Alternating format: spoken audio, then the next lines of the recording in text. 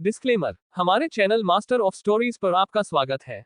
इस कहानी का उद्देश्य केवल मनोरंजन है। इसमें वर्णित घटनाएं, पात्र और स्थान काल्पनिक हैं और किसी वास्तविक व्यक्ति, घटना या स्थान से मेल नहीं खाते। यदि किसी वास्तविक व्यक्ति, घटना या प्रथा से समानता प्रतीत होती है तो ये पूरी तरह संयोग है। कृपया इसे एक काल्पनिक रचना के रूप में ही देखें। हमारी कहानी किसी भी व्यक्ति की परंपरा, प्रथाओं का अपमान नहीं करती है। ये केवल दर्शकों के मनोरंजन के लिए है। अगर आप हमारे चैनल पर नए हैं तो इस कहानी को लाइक, शेयर और चैनल को सब्सक्राइब करके जरूर जाना। एपिसोड 21, नैना के लिए वार्निंग। अनुभव शर्मा ने अग्रवाल मैंसन से निकलने के बाद सीधा किसी को फोन किया और कहा कि मुझे जल्द से जल्द अग्रवाल फैमिली की बड़ी बेटी में मिस नैना अग्रवाल और उसके हस्बैंड अथर्व सिंघानिया के बारे में सारी डिटेल चाहिए। वो कल से घर से निकले हुए हैं और मुझे पता करके बताओ कि इस समय वो कहां पर होंगे। उसने कुछ घंटों तक विजय अग्रवाल से काफी अच्छे से बात की थी, क्योंकि वो नैना के बारे में छोटी से छोटी डिटेल को भी जानना चाहता था। दूसरी तरफ से आवाज आई, जी बोस, जितनी जल्दी होगा हम उन दोनों के बारे में सारी डिटेल निकाल लेंगे। अनुभव शर्मा गुस्से में अपनी गाड़ी में बैठा और वहां से निकल गया। उसके चेहरे पर ऐसा गुस्सा था जैसे कि वो उस लड़के का खून अपने ही हाथों से करना चाहता हूं जिसकी शादी नैना के साथ हुई थी। उसने गाड़ी में जोर से चिल्लाते हुए कहा, नैना तुम सिर्फ मेरी हो और हमारे बीच में जो भी आएगा उसे इस दुनिया से जाना होगा। इतना कहकर वो पागलों की तरह जोर जोर से हंसने लगा। ड्राइवर जो कार चला रहा था वो डर से कांप रहा था। तभी अनुभव शर्मा के असिस्टेंट ने उससे कहा, अगर तुमने ऐसे ही कांपते हुए गाड़ी चलाई तो तुमसे कोई दुर्घटना हो जाएगी और फिर शायद ही तुम्हें कोई बचा पाए, इसलिए पूरी कंसंट्रेशन के साथ गाड़ी चलाओ। वो सभी वहां से निकल गए थे। अथर्व को ऐसे अनजान लड़की से बातें करते हुए देखकर नैना को हल्की सी जलन हुई और उसके चेहरे पर गुस्सा साफ साफ दिखाई दे रहा था। उस लड़की से अथर्व ने काफी अच्छे से मुस्कुराकर बात की थी। आज से पहले नैना ने कभी भी उसे ऐसे किसी लड़की से मुस्कुराते हुए नहीं देखा था। अथर्व उस खाने की ट्रे को लेकर पीछे मुड़ा तो उसने देखा कि नैना है काफी गुस्से में है। उसे समझते देर नहीं लगी कि उसकी गुस्से का कारण वही है और इस वजह से उसके चेहरे पर और ज्यादा बड़ी मुस्कुराहट आ गई थी। अथर्व ने किसी को कॉल करके कहा, पता करो अभी मिस नैना के कैबिन में किसने खाना भेजा था और इस फूड की जल्दी से जांच करवाओ। ये सुनकर नैना की जलन हैरानी में बदल गई। उसे समझ नहीं आया कि अथर्व कहना क्या चाह रहा है। उसके बाद अथर्व ने कॉल डिस्कनेक्ट कर दी और मुस्कुराते हुए नैना के पास आया। उसने नैना से कहा, तुम रूम का टेम्परेचर कुछ बड़ा सा महसूस नहीं हो रहा। नैना उसकी बात का मतलब नहीं समझी। उसने कंफ्यूजन में कहा, तुम कहना क्या चाहते हो। अथर्व ने कहा, मुझे ऐसा लगा जैसे कि कोई मुझे देखकर जल रहा हो। नैना ने कहा, तुम्हारे कहने का क्या मतलब है। तुम कहना चाहते हो कि मैं तुमको देखकर जल रही हूँ। अच्छा जी, तो मैं ऐसा है क्या जो मैं तुम्हें देखकर जलूंगी। तभी अथर्व ने कहा, वैसे मेरा मन तो हुआ था कि मैं उससे डिनर के लिए भी पूछ लेता। नैना अपनी जगह से खड़ी हुई और कहा, अच्छा जी, और क्या पूछते। अथर्व ने अपना सिर खुजाते हुए कहा, और तो वैसे वो लड़की देखने में भी ब्यूटीफुल। उसने अभी इतना ही बोला था कि तभी नाना ने उसके कॉलर को पकड़कर कहा, अच्छा जी, जरा मैं भी तो सुनो क्या बोलना चाहते हो। तभी कैबिन का डोर ओपन हुआ।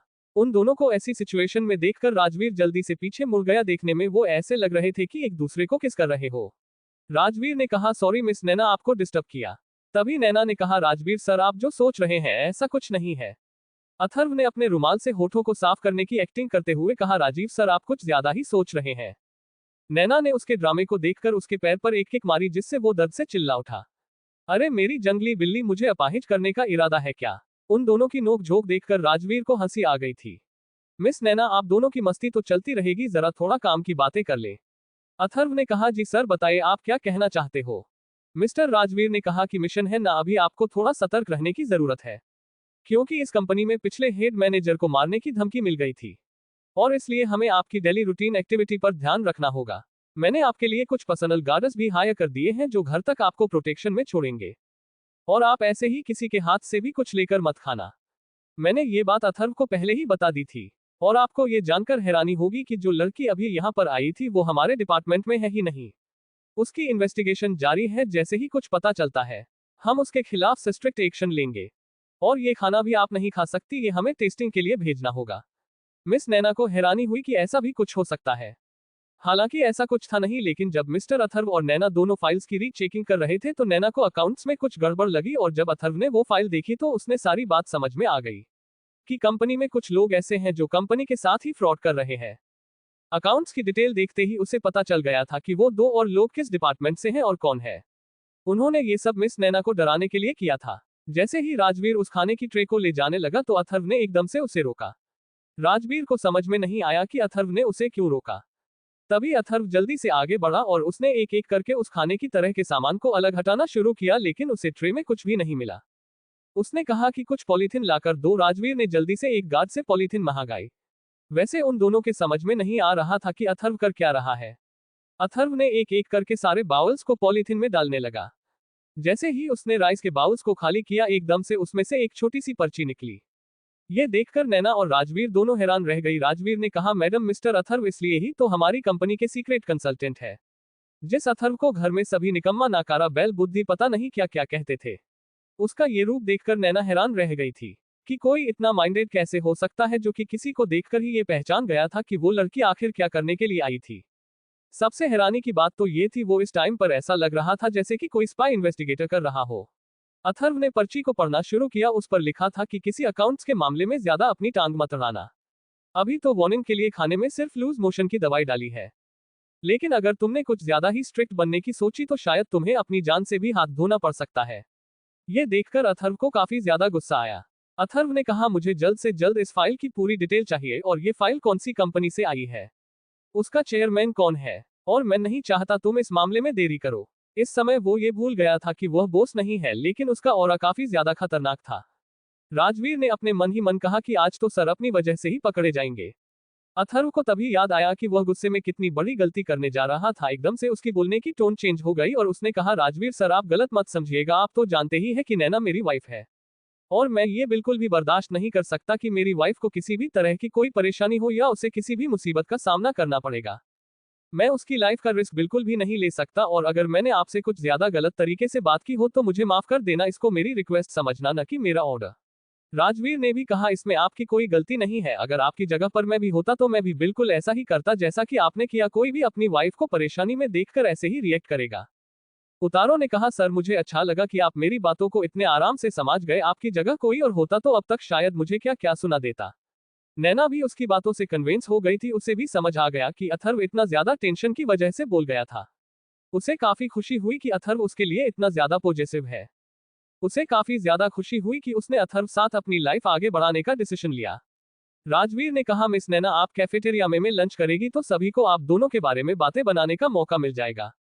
इसलिए आप दोनों ऊपर प्राइवेट कैबिन में जाकर लॉन्च कर सकते हैं, क्योंकि मिस्टर सीईओ और मिस्टर चेयरमैन दोनों के लिए लंच वहीं पर बनाया जाता है। मैंने पहले ही सैफ को आप दोनों के बारे में बता दिया था। इस वक्त टाइम काफी ज्यादा हो गया है। इतना कहकर मिस्टर राजवीर वहां से निकल गए। उनके पीछे पीछे मिस नैना और अथर्व दोनों निकल गए थे। वो दोनों प्राइवेट लिफ्ट से होते हुए लास्ट फ्लोर पर पहुंच गए थे। नैना को ये नहीं पता था कि वहां पर किसी का भी आना अलाउड नहीं है, लेकिन वहां के किसी भी गार्ड ने नैना को नहीं रोका और बल्कि उसे ग्रीट किया। उस फ्लो का ऐसा लेविस इंटीरियर देखकर नैना हैरान रह गई थी। उसने आज से पहले इतना परफेक्ट इंटीरियर नहीं देखा था। जब दोनों प्राइवेट रूम में गए तो वहां पर पहले ही खाने की टेबल को तैयार कर दिया गया था। इतने सारे आइटम को देखकर नैना हैरान रह गई थी। उसे ये समझ नहीं आ रहा था कि उसे इतने अलग से ट्रीट क्यों किया जा रहा है। अथर्व ने नैना के कंफ्यूज होते हुए चेहरे को देख लिया था। उसने कहा कि तुम यही सोच रही हो कि तुम्हें इतने अच्छे से ट्रीट क्यों किया जा रहा है। तो मैं तुम्हें बता दूं कि इससे पहले के मैनेजर भी यहीं पर लॉन्च करते थे, लेकिन जब मैं सोचता था कि पता नहीं मुझे भी कभी यहाँ आने का मौका मिलेगा, और मेरी किस्मत तो देखो, तुम्हारे आने से मुझे भी यहाँ आने का मौका मिल गया।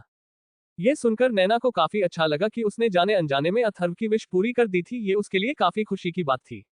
दोनों ने एक दूसरे के साथ काफी अच्छा टाइम बिताया और लंच करने के बाद वापस अपने कैबिन में चले गए। 2 घंटे बाद ऑफिस टाइम खत्म हो गया था और दोनों प्राइवेट लिफ्ट से होते हुए पार्किंग एरिया में चले गए थे। वहां से वो दोनों अपने मेंशन के लिए निकल गए थे, जो कंपनी ने उन्हें रहने के लिए दिया था। नैना ने कार में मस्ती करते हुए कहा, माय डियर, मेरी लाइफ तो एकदम से चेंज हो गई। ऐसी लग्जरी गाड़ी और ऊपर से इतना बड़ा मेंशन, और घर वाले तुम्हें पनौती बता रहे थे। तुम तो मेरे लकी चार्म निकले। दोनों एक दूसरे से बातें करते हुए मेंशन पहुंच गए थे। अथर्व तो यही सोच रहा था कि आज का दिन उसकी लाइफ में कितना अच्छा था। आज शाम का वक्त था। सभी सिंघानिया मेंशन में अतुल के आने का इंतजार कर रहे थे, क्योंकि उनको पता चल गया था कि अतुल अपनी भाभी से मिल चुका है और अभी तक वो घर नहीं आया था। वो सीधा अपने कुछ दोस्तों के पास चला गया था। उसे अपने कॉलेज का एक इंपॉर्टेंट प्रोजेक्ट कंप्लीट करना था। मिस्टर चेयरमैन अभिराज की भी हिम्मत नहीं हुई थी कि वह अपनी बहू से मिल सके, इसलिए वो ऑफिस से नैना से मिले बिना ही सिंघानिया हाउस आ गए थे। उन्हें भी अतुल का इंतजार था। वो भी जानना चाहते थे कि उसे उसकी भाभी कैसी लगी। तभी उन सभी को मेंशन के बड़े से डोर से अतुल आता हुआ दिखाई दिया। क्रिया जल्दी से दौड़कर अतुल के पास पहुंची और कहा, अतुल, तुम्हें भाभी कैसी लगी? अतुल ने कहा, मैं तुम्हें क्यों बताऊं, और उससे बहस करता हुआ हॉल में पहुंच गया था। अभी अभिराज ने कहा, नालायक, तूने अभी इसी वक्त बताना शुरू नहीं किया तो आज से तेरी पॉकेट मनी बंद। उसने कहा, मुझे वैसे भी आपकी पॉकेट मनी की चिंता नहीं है, मुझे पॉकेट मनी देने के लिए मेरे दादाजी है। तभी जयराज ने आते हुए कहा, उल्लू के पट्टे, अगर तूने अभी मेरी बहू के बारे में नहीं बताया तो मैं तेरी टांगे तोड़ दूंगा और तुझे हमेशा के लिए हॉस्पिटल में एडमिट कर दूंगा। उसने नाटक करते हुए दादाजी से कहा, दादाजी आप इस मासूम बच्चे की टांग तोड़ने की बात कर रहे हो जिससे आज तक आपने कभी ऊंची आवाज में बात नहीं की। दादाजी ने कहा, हाँ मैं तुम्हारे बारे में ही बात कर रहा हूँ, क्योंकि अब मेरी फैमिली में एक सदस्य और बढ़ गया है और जो मुझे तुमसे भी ज्यादा प्यारी है, क्योंकि उसने मेरे सबसे बड़े पोते का उस वक्त साथ दिया जब कोई उसके साथ नहीं था। तुम ही बताओ, कोई गरीब लड़के से शादी क्यों करेगा? और सोचो, जिस लड़की ने उसकी हैसियत देखकर भी उससे शादी की, उस लड़की की मोरल वैल्यू कैसी होंगी। इसलिए ही मुझे तुम सबकी माँ बहुत ज्यादा पसंद थी, क्योंकि उसने भी कभी इस उल्लू के पट्टे का हाथ नहीं छोड़ा था। Episode 22 mister king. अभिराज ने चुपचाप अपना सिर झुका लिया। आशा जी के चेहरे पर मुस्कुराहट आ गई थी। तभी दादाजी ने कहा, अब मेरी बहू के बारे में बताना शुरू करेगा, ये तेरा हाथ पैर तोड़ दूं। अतुल ने कहा, दादाजी भाभी इतनी ज्यादा ब्यूटीफुल है और वो दोनों एक दूसरे के साथ बहुत अच्छे लग रहे थे। भाभी की एक बात, सबसे अच्छी बात ये थी कि भाई ने बिल्कुल मिडिल क्लास कपड़े पहने हुए थे, फिर भी भाभी उनके साथ बहुत ज्यादा कंफर्टेबल थी। लोग तो उन्हें घूर घूर कर ऐसे देख रहे थे जैसे कि इस लड़की ने उस गरीब लड़के में क्या देख लिया जो कि उसके हाथों में हाथ डाले हुए ऐसे बैठी है जैसे कि वो उसका चार्मिंग प्रिंस हो। और ये बातें मैं अपनी तरफ से नहीं कह रहा, लोगों की वहां पर ऐसे ही कमेंट्स पास हो रही थी और भाभी को इन चीजों से कोई फर्क नहीं पड़ रहा था। और सबसे बड़ी बात जिस पर आप यकीन भी नहीं करोगे, जब मैंने कॉन्ट्रैक्ट उनको दिया तो पूरा कॉन्ट्रैक्ट भाई ने पढ़ा और सिर्फ उनके एक हाथ करने पर उन्होंने बिना पढ़े ही कॉन्ट्रैक्ट को साइन कर दिया था। इसका मतलब है कि भाभी भाई पर बहुत ज्यादा ट्रस्ट करती है। मुझे तो इस बात के लिए दुख हो रहा था कि भाई अपनी सच्चाई उन्हें कैसे बता पाएंगे, जो कि खुद ही उन पर इतना ट्रस्ट करती है, कहीं उनका ट्रस्ट टूट न जाए। मुझे तो इसी बात का डर लगा था। सिंघानिया फैमिली के मेंबर्स सोच रहे थे कि अतुल ने कितनी ज्यादा गहरी बात है कि यह उन्हें नहीं पता था कि वह इतना समझदार हो गया है कि थोड़ी देर की मीटिंग में ही उसने अपनी भाभी को इतनी बारीकी से परख लिया। क्रिया, जो उन दोनों की बहन थी, उसने कहा, दादाजी मुझे भी अपनी भाभी से मिलना है। मैं तो क्या क्या सोचे बैठी थी कि अपने भाई की शादी में काफी सारी शॉपिंग करूंगी और अपने सभी फ्रेंड्स को अपने भाई की शादी में इनवाइट करूंगी, लेकिन ऐसा कुछ हुआ ही नहीं और उल्टा अभी तक मैं अपनी भाभी से मिली तक नहीं हूँ। और 2 दिन बाद मैं अपने हॉस्टल चली जाऊंगी, फिर मैं कैसे भाभी से मिल पाऊंगी? आशा जी ने कहा, बच्चों अभी हमें उनकी मैरिड लाइफ को थोड़ा समय देना चाहिए। जब उनके बीच की सभी मिसअंडरस्टैंडिंग के लिए न हो जाएगी तो वो भी हमारे साथ रहने के लिए आ जाएगी। तुम्हें नहीं पता बच्चों, ये रिश्ते धागे की तरह होते हैं, इनको संवार कर रखना बड़ा मुश्किल होता है। और जैसा कि तुमने बताया कि वो बच्ची अथर्व से इतना प्यार करती है, तो वह अथर्व की परेशानी को समझ जाएगी। तभी अभिराज के फोन पर किसी का फोन आया और उसने कुछ ऐसा कहा कि गुस्से में अभिराज ने अपना फोन जमीन पर फेंक दिया। उसको गुस्से में देखकर दादाजी ने कहा, अब तुझे क्या हुआ?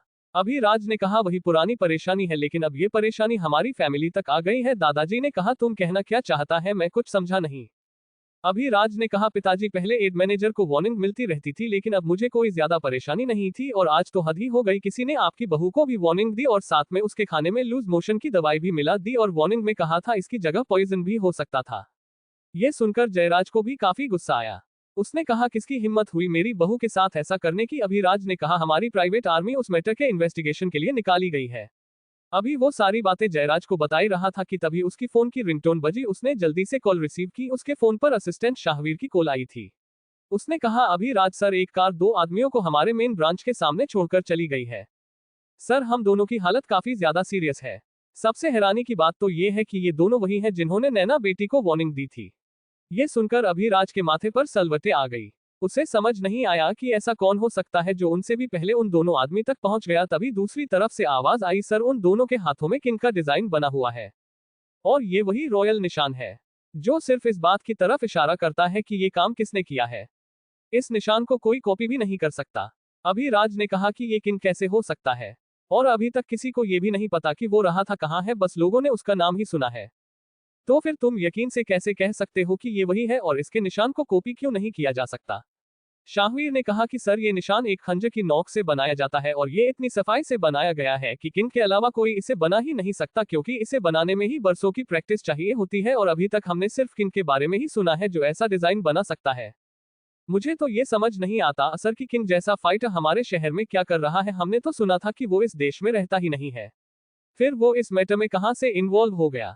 शाहवीर ने कहा, सर, मैंने इस मैटर की इन्वेस्टिगेशन करने की भी कोशिश की, लेकिन कोई सुराग नहीं मिला। उसके बाद ही मैंने आपको ये सब बताया है। बात इतनी सीधी सी है कि इस मैटर में किसी वजह से मिस्टर किंग भी इन्वॉल्व हो गए हैं।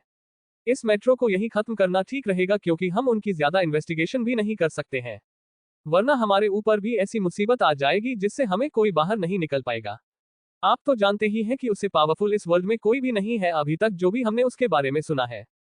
अभिराज के माथे से पसीना टपकने लगा था। उसने सारी बात जयराज को बताई तो उसे भी ये बात सुनकर शौक लगा था कि आखिर इस मैटर में किन कैसे इन्वॉल्व हो गया। उन दोनों को काफी ज्यादा टेंशन हो गई थी। तभी अभिराज के मोबाइल पर एक मैसेज आया। मिस्टर अभिराज, आपको परेशान होने की जरूरत नहीं है, बस ये समझ लेना उन दोनों के साथ मेरा कुछ हिसाब बाकी था, वो पूरा करके मैंने उन्हें तुम्हें सौंप दिया। अब तुम तो चाहे उनके साथ कर सकते हो। ये मैसेज उनके लिए और भी बड़ा शौक था, क्योंकि ये अभिराज का प्राइवेट नंबर था और इस पर किसी अननोन आदमी का मैसेज आना इम्पॉसिबल था। फिर भी उस पर किनका मैसेज आ गया, लेकिन जयराज और अभिराज को इस बात की खुशी हुई कि वो कुछ ज्यादा ही परेशान हो रहे थे। ऐसी कोई बात नहीं थी। अथर्व कुछ वेजिटेबल्स और घर का सामान लेने के लिए मार्केट गया था। वो काफी ज्यादा सामान ले आया था। नैना ने उसकी हेल्प करते हुए उसके सिर से एक भारी थैला जो सामान से भरा हुआ था नीचे रखो आया और कहा, क्या तुम पागल हो गए हो? भला इतना सामान लाने की क्या जरूरत थी? हम दोनों ही तो रहते हैं इस घर में। अथर्व ने कहा, अभी तो हम दो ही रहते हैं, पर मुझे अपनी पुरानी आदत को छोड़ना नहीं है, क्योंकि हम धीरे धीरे 2-3 भी होंगे और फिर 4-5-6 पता नहीं कितने होंगे। ये बात करते वक्त अथर्व के चेहरे पर मुस्कान आ गई थी। नैना ने कहा, बस बस बस, क्या पूरी क्रिकेट टीम बनाने का इरादा है? वैसे तुम्हें देखकर लगता तो नहीं था तुम पर ऐसी बात भी करनी आती है। और क्या बात कर रहे थे तुम? अथर्व ने कहा, मैं तो वही कर रहा था जो हस्बैंड वाइफ में बातें होती है। उसकी बात सुनकर नैना की गाल लाल हो गए थे। उसने शर्माते हुए कहा, वैसे पिछले 3 सालों में तुम्हें देखकर लगा नहीं कि तुम ऐसी बातें कर सकते हो। मुझे तो तुम कुछ ज्यादा ही इनोसेंट लगते थे। अथर्व ने कहा, मैंने कब कहा मैं ऐसी बातें कर नहीं सकता था? बस मैं उस टाइम बोलता ही नहीं था। अगर तुम मुझे पहले ही बोलने का मौका दे देती तो अब तक तो तुम्हें मेरी सारी आदतों के बारे में पता चल जाता। अच्छा जी। ऐसे ही बातें करते हुए उन्होंने सामान किचन में रख दिया था और अथर्व उससे बातें करते हुए वेजिटेबल्स को धो रहा था। नैना भी उसकी हेल्प कर रही थी। उन दोनों को पता ही नहीं चला कि ऐसे ही बातें करते हुए उन्होंने कब कब में खाना तैयार कर दिया था। दोनों ने खाना खाया और घूमने के लिए मेंशन के गार्डन में चले गए थे। नैना ने अपना हाथ उसकी बाजू में से निकाल रखा था और दोनों ऐसे ही बातें करते हुए आगे बढ़ रहे थे। नैना ने कहा, मैंने कभी नहीं सोचा था कि मेरी लाइफ ऐसी शांति भरी भी हो सकती है।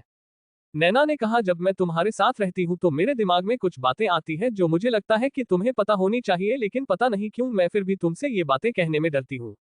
और अब मैं ये सपने में भी नहीं सोच सकती कि मैं तुमसे दूर रह सकती हूँ। बस मैं तुमसे ये कहना चाहूंगी कि मैंने कभी पास्ट में भी कभी कोई ऐसा काम नहीं किया जिससे तुम्हें शर्मिंदा होना पड़े।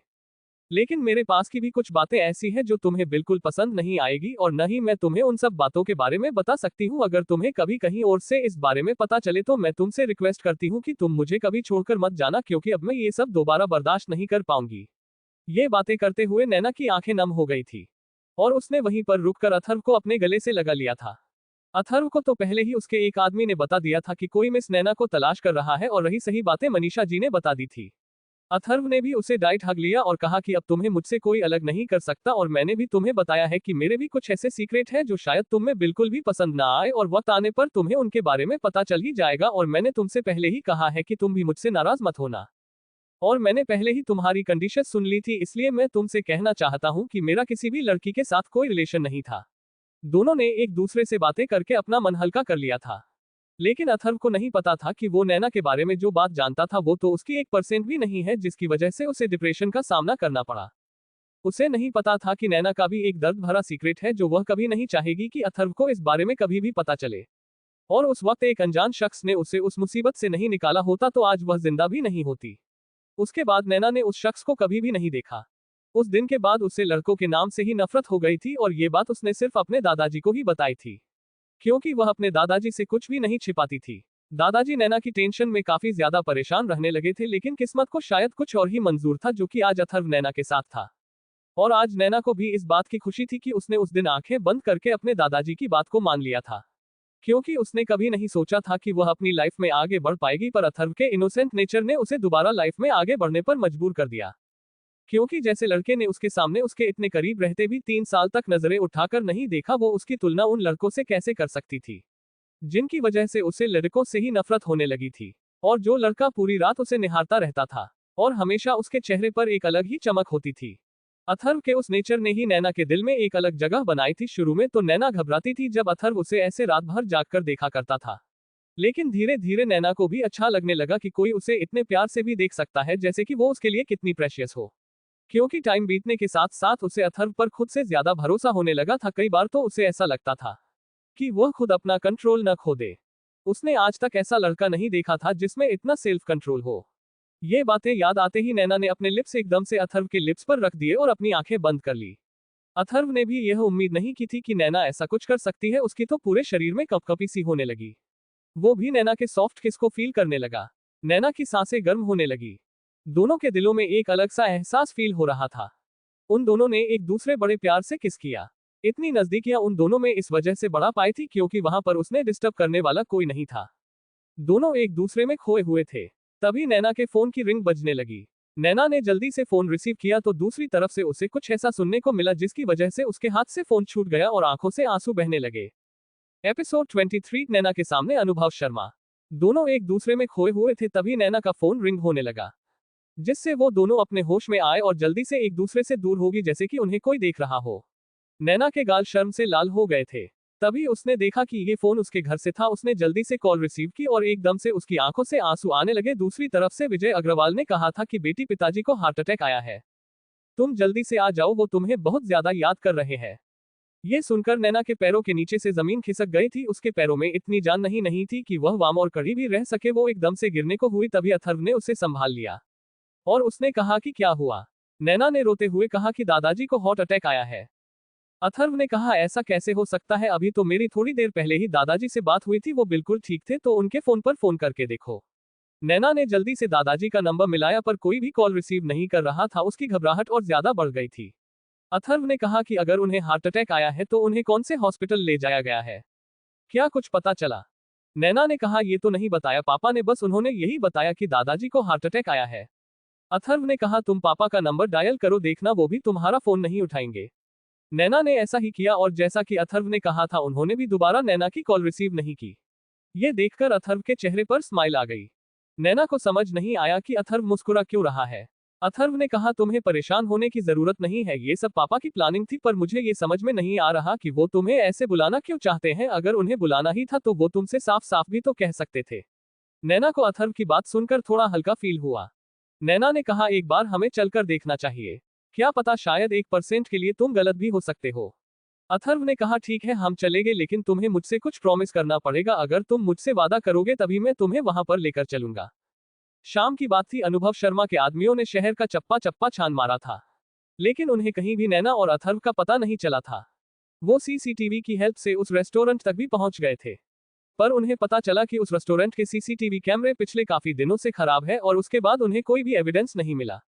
शहर की हर एक रिसोर्ट में, सड़कों पर, गलियों में, किरायों के मकानों में हर तरफ तलाश कर ली थी, लेकिन उन्हें कोई भी ऐसी लीड नहीं मिली जिससे वो उन दोनों तक पहुंच सके।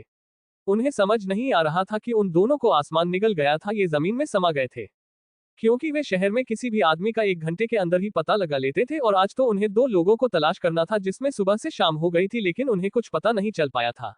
ये सुनकर अनुभव शर्मा का गुस्सा 7वें आसमान पर पहुंच गया था। उसने अपने एक आदमी को ऑन द स्पॉट शूट कर दिया। उसके इस वहशीपन से ही तो सब लोग उससे डरते थे। एक आदमी ने कांपते हुए कहा सर हमने कोई जगह ऐसी नहीं छोड़ी जहां पर उन्हें नहीं तलाश किया हो। मेरे पास एक और तरीका है उनका पता लगाने का। सर आप मैडम का मोबाइल ट्रैकिंग पर लगा सकते हैं। अनुभव ने कहा अगर मेरे पास उसका नंबर होता तो मैं क्या उसे कॉल ही नहीं कर लेता, और मैं इतनी जल्दबाजी में उसके पेरेंट्स से नैना का नंबर नहीं ले सकता। तभी उस आदमी ने कहा सर एक काम हो सकता है अगर आप परमिशन दे। अनुभव ने कहा बताओ क्या काम है। सर मुझे मैडम के पापा थोड़े लालची आदमी लगे, आप अगर इस टाइम उन्हें कोई कार गिफ्ट करके उन्हें अपनी बातों के जाल में फंसा होगी तो वो बड़े आराम से आपकी बातों में आ जाएगा। ये सुनकर अनुभव के चेहरे पर चमक आ गई। उसने एक लग्जरी कार खरीदी और सीधा अग्रवाल मैंसन की तरफ निकल गया। उस कार की कीमत 50 लाख रुपए थी, जो भी अनुभव के लिए कोई बड़ी बात नहीं थी। उसने मैंसन में एंट्री की तो मिस्टर विजय अग्रवाल अपने सोफे पर बैठे हुए थे। अनुभव जल्दी से चलकर हॉल में पहुंचा। उसने कहा कि अंकल जी मैं यहीं से गुजर रहा था तो सोचा आपसे कुछ बातें करता चलूं। अनुभव को देखकर विजय के चेहरे पर मुस्कुराहट आ गई। उसने कहा बोलो बेटा कैसे आना हुआ। सबसे पहले अनुभव ने मिस्टर विजय अग्रवाल के हाथ में गाड़ी की चाबी दी और कहा अंकल जी मेरी तरफ से आपके लिए छोटा सा गिफ्ट, वैसे तो मैं कल आने वाला था, फिर मैंने सोचा कि आज ही क्यों नहीं। चाबी को देखकर ही लग रहा था कि ये कोई लग्जरी गाड़ी है। विजय के चेहरे पर चमक आ गई। उसने कहा बेटा इसकी क्या जरूरत थी। अनुभव ने कहा अंकल जी बस मैंने सुबह जाते हुए देखा कि आपकी का कुछ ज्यादा ही पुरानी हो गई है, तो मुझे जो सही लगा मैंने वही किया। विजय अग्रवाल ने कहा बेटा बिजनेस और घर का बजट देखकर चलना पड़ता है, सोच तो रहा था मैं एक नई कार लेने पर बच्चे बड़े हो रहे गया, इसलिए मैं थोड़ा चुप लगा गया। कॉलेज से युग और सनाया दोनों आ गए थे। उन्हें 2 लग्जरी गाड़ियों में ड्रॉप किया गया था जो उनके लिए परमानेंट लगा दी गई थी। वो घर से थोड़ी पहले उतरे थे जब उन्होंने देखा कि उनके घर के सामने काफी सारी लग्जरी गाड़ियां खड़ी हैं, तो एक बार के लिए वो खबर आ गए थे और जल्दी से अंदर गए। उन्होंने वहां पर एक आदमी को बैठे हुए देखा जिसकी वजह से उनका गुस्सा 7वें आसमान पर पहुंच गया था। वो दोनों बिना किसी से बात करे सीधे अपने रूम की तरफ चले गए थे, क्योंकि आजकल उन्हें उनके पापा का बिहेवियर बिल्कुल भी पसंद नहीं आ रहा था। अनुभव शर्मा ने कहा, अंकल जी मैं ये कह रहा था कि मैंने काफी पता लगाने की कोशिश की कि वो कहाँ पर है और उनका कुछ पता नहीं चल पाया। अगर हो सके तो आप नैना को किसी बहाने से यहाँ पर बुला दीजिए, मुझे यकीन है वो मुझे देखकर हैरान रह जाएगी और मैं उसे ये सरप्राइज देना चाहता हूँ। विजय ने कहा, बस इतनी सी बात, चलो मैं इस बारे में कुछ सोचता हूँ और तुम भी अभी कहीं मत जाना, कुछ देर में डिनर भी रेडी हो जाएगा, दोनों साथ में डिनर करेंगे। तकरीबन आधे पौने घंटे उन्हें बात करते हुए बीत गए थे और अनुभव शर्मा तो ऐसे हंस हंस कर बातें कर रहा था जैसे कि वो कितना अच्छा आदमी हो। मनीषा खाना डाइनिंग टेबल पर लगाने लगी, तभी उसकी नजर अनुभव पर गई। अनुभव को वहां पर देखकर उसका दिमाग खराब हो गया था, उसे समझ नहीं आ रहा था कि आखिर ये लड़का चाहता क्या है। पर विजय की वार्निंग के बाद अब वो उन दोनों के बीच में नहीं आना चाहती थी। डिनर करने के बाद मिस्टर विजय ने तो नैना को फोन करके अपना ड्रामा शुरू कर दिया। ये देखकर अनुभव शर्मा भी हैरान रह गया था। विजय अग्रवाल से बात होने के बाद अथर्व ने नैना को समझाया। नैना ने कहा, तुम मुझसे क्या प्रॉमिस मांगना चाहते हो, बोलो। अथर्व ने कहा, वहां पर चाहे कुछ भी हो, बस तुम एक तो मेरा हाथ नहीं छोड़ोगे और दूसरा कि तुम्हें मुझ पर पूरा भरोसा रखना पड़ेगा और उन सभी के सामने तुमको बिल्कुल भी कमजोर नहीं दिखना चाहिए। और वहां पर आज किसी ने तुम्हारे सम्मान को ठेस पहुंचाई, ये तुम्हारी इंसल्ट की, तो मैं उसे बख्शूंगा नहीं, चाहे कुछ भी क्यों ना हो जाए। नैना को समझ नहीं आया कि आज अथर्व ऐसी बातें क्यों कर रहा है। उसने सोचा शायद अथर्व को मेरी ज्यादा ही चिंता है, इसलिए वो मुझसे ऐसी बातें कर रहा है। उसने कहा, ठीक है अभी ऐसा ही होगा, तुमको इतना परेशान होने की जरूरत नहीं है। उसके बाद वो दोनों अपनी लग्जरी कार में वहां से निकल गए। नैना ने कार को थोड़ी पहले ही रोकने के लिए कहा क्योंकि उसे अपने पापा की आदत का पता था। अथर्व ने ऐसा ही किया। जैसे ही वो घर के पास पहुंचे तो उन्होंने वहां पर काफी सारी गाड़ियां देखी। नैना को समझ नहीं आया कि ये सब क्या है। नैना जल्दी से घबराते हुए अंदर जाने लगी। तभी अथर्व ने कहा, तुम अपना प्रॉमिस भूल रही हो। उसे याद आया कि उसने क्या क्या प्रॉमिस किए थे। उसने जल्दी से अथर्व का हाथ पकड़ा और अंदर जाने लगी। अथर्व ने कहा, याद रहे अगर ये हाथ छूटना नहीं चाहिए। नैना ने कहा, नाना अग्रवाल कभी भी अपना प्रॉमिस नहीं तोड़ेगी। बातें करते होंगे। जल्दी से नैना अंदर गई। हॉल में सोफे पर बैठे शख्स को देखकर उसके पैरों के नीचे से जमीन खिसक गई थी। उसने ये एक्सपेक्ट नहीं किया था कि आज उसका पास उसके सामने खड़ा होगा। उसने अथर्व का हाथ कसकर पकड़ लिया। अथर्व समझ गया था कि नैना घबराने लगी है। उसने धीरे से नैना के कान में कहा, तुम्हारा हस्बैंड तुम्हारे साथ है, तुम्हें किसी से घबराने की जरूरत नहीं है। ये सुनकर उसे अंदर ही अंदर एक ठंड का एहसास हुआ जिसकी उसे बहुत ज्यादा जरूरत थी। उसके बाद नैना ने उसमें से किसी पर ध्यान नहीं दिया और सीधा दादाजी के कमरे की तरफ जाने लगी। अनुभव शर्मा ने नैना को आते हुए देखा, लेकिन जैसे ही उसकी नजर नैना के साथ चल रहे आदमी पर पड़ी उसका खून उबाले मारने लगा। वह गुस्से से पागल हो गया था। उसे ही पता था कि वह कैसे अपने आप पर कंट्रोल कर पा रहा था, क्योंकि नैना ने उसका हाथ पकड़ा हुआ था। उसने तो कुछ और सुना था, लेकिन उन दोनों को देखकर बिल्कुल मन नहीं लग रहा था कि वो दोनों एक दूसरे के हस्बैंड वाइफ नहीं है। विजय अग्रवाल को भी ये उम्मीद नहीं थी कि नैना उस 2 कोड़ी के लड़के का हाथ पकड़कर अंदर आएगी। नैना ने देखा कि दादाजी भगवत गीता पढ़ रहे हैं और वो बिल्कुल ठीक है। उन दोनों को ऐसे एक दूसरे के साथ देखकर दादाजी के चेहरे पर स्माइल आ गई थी।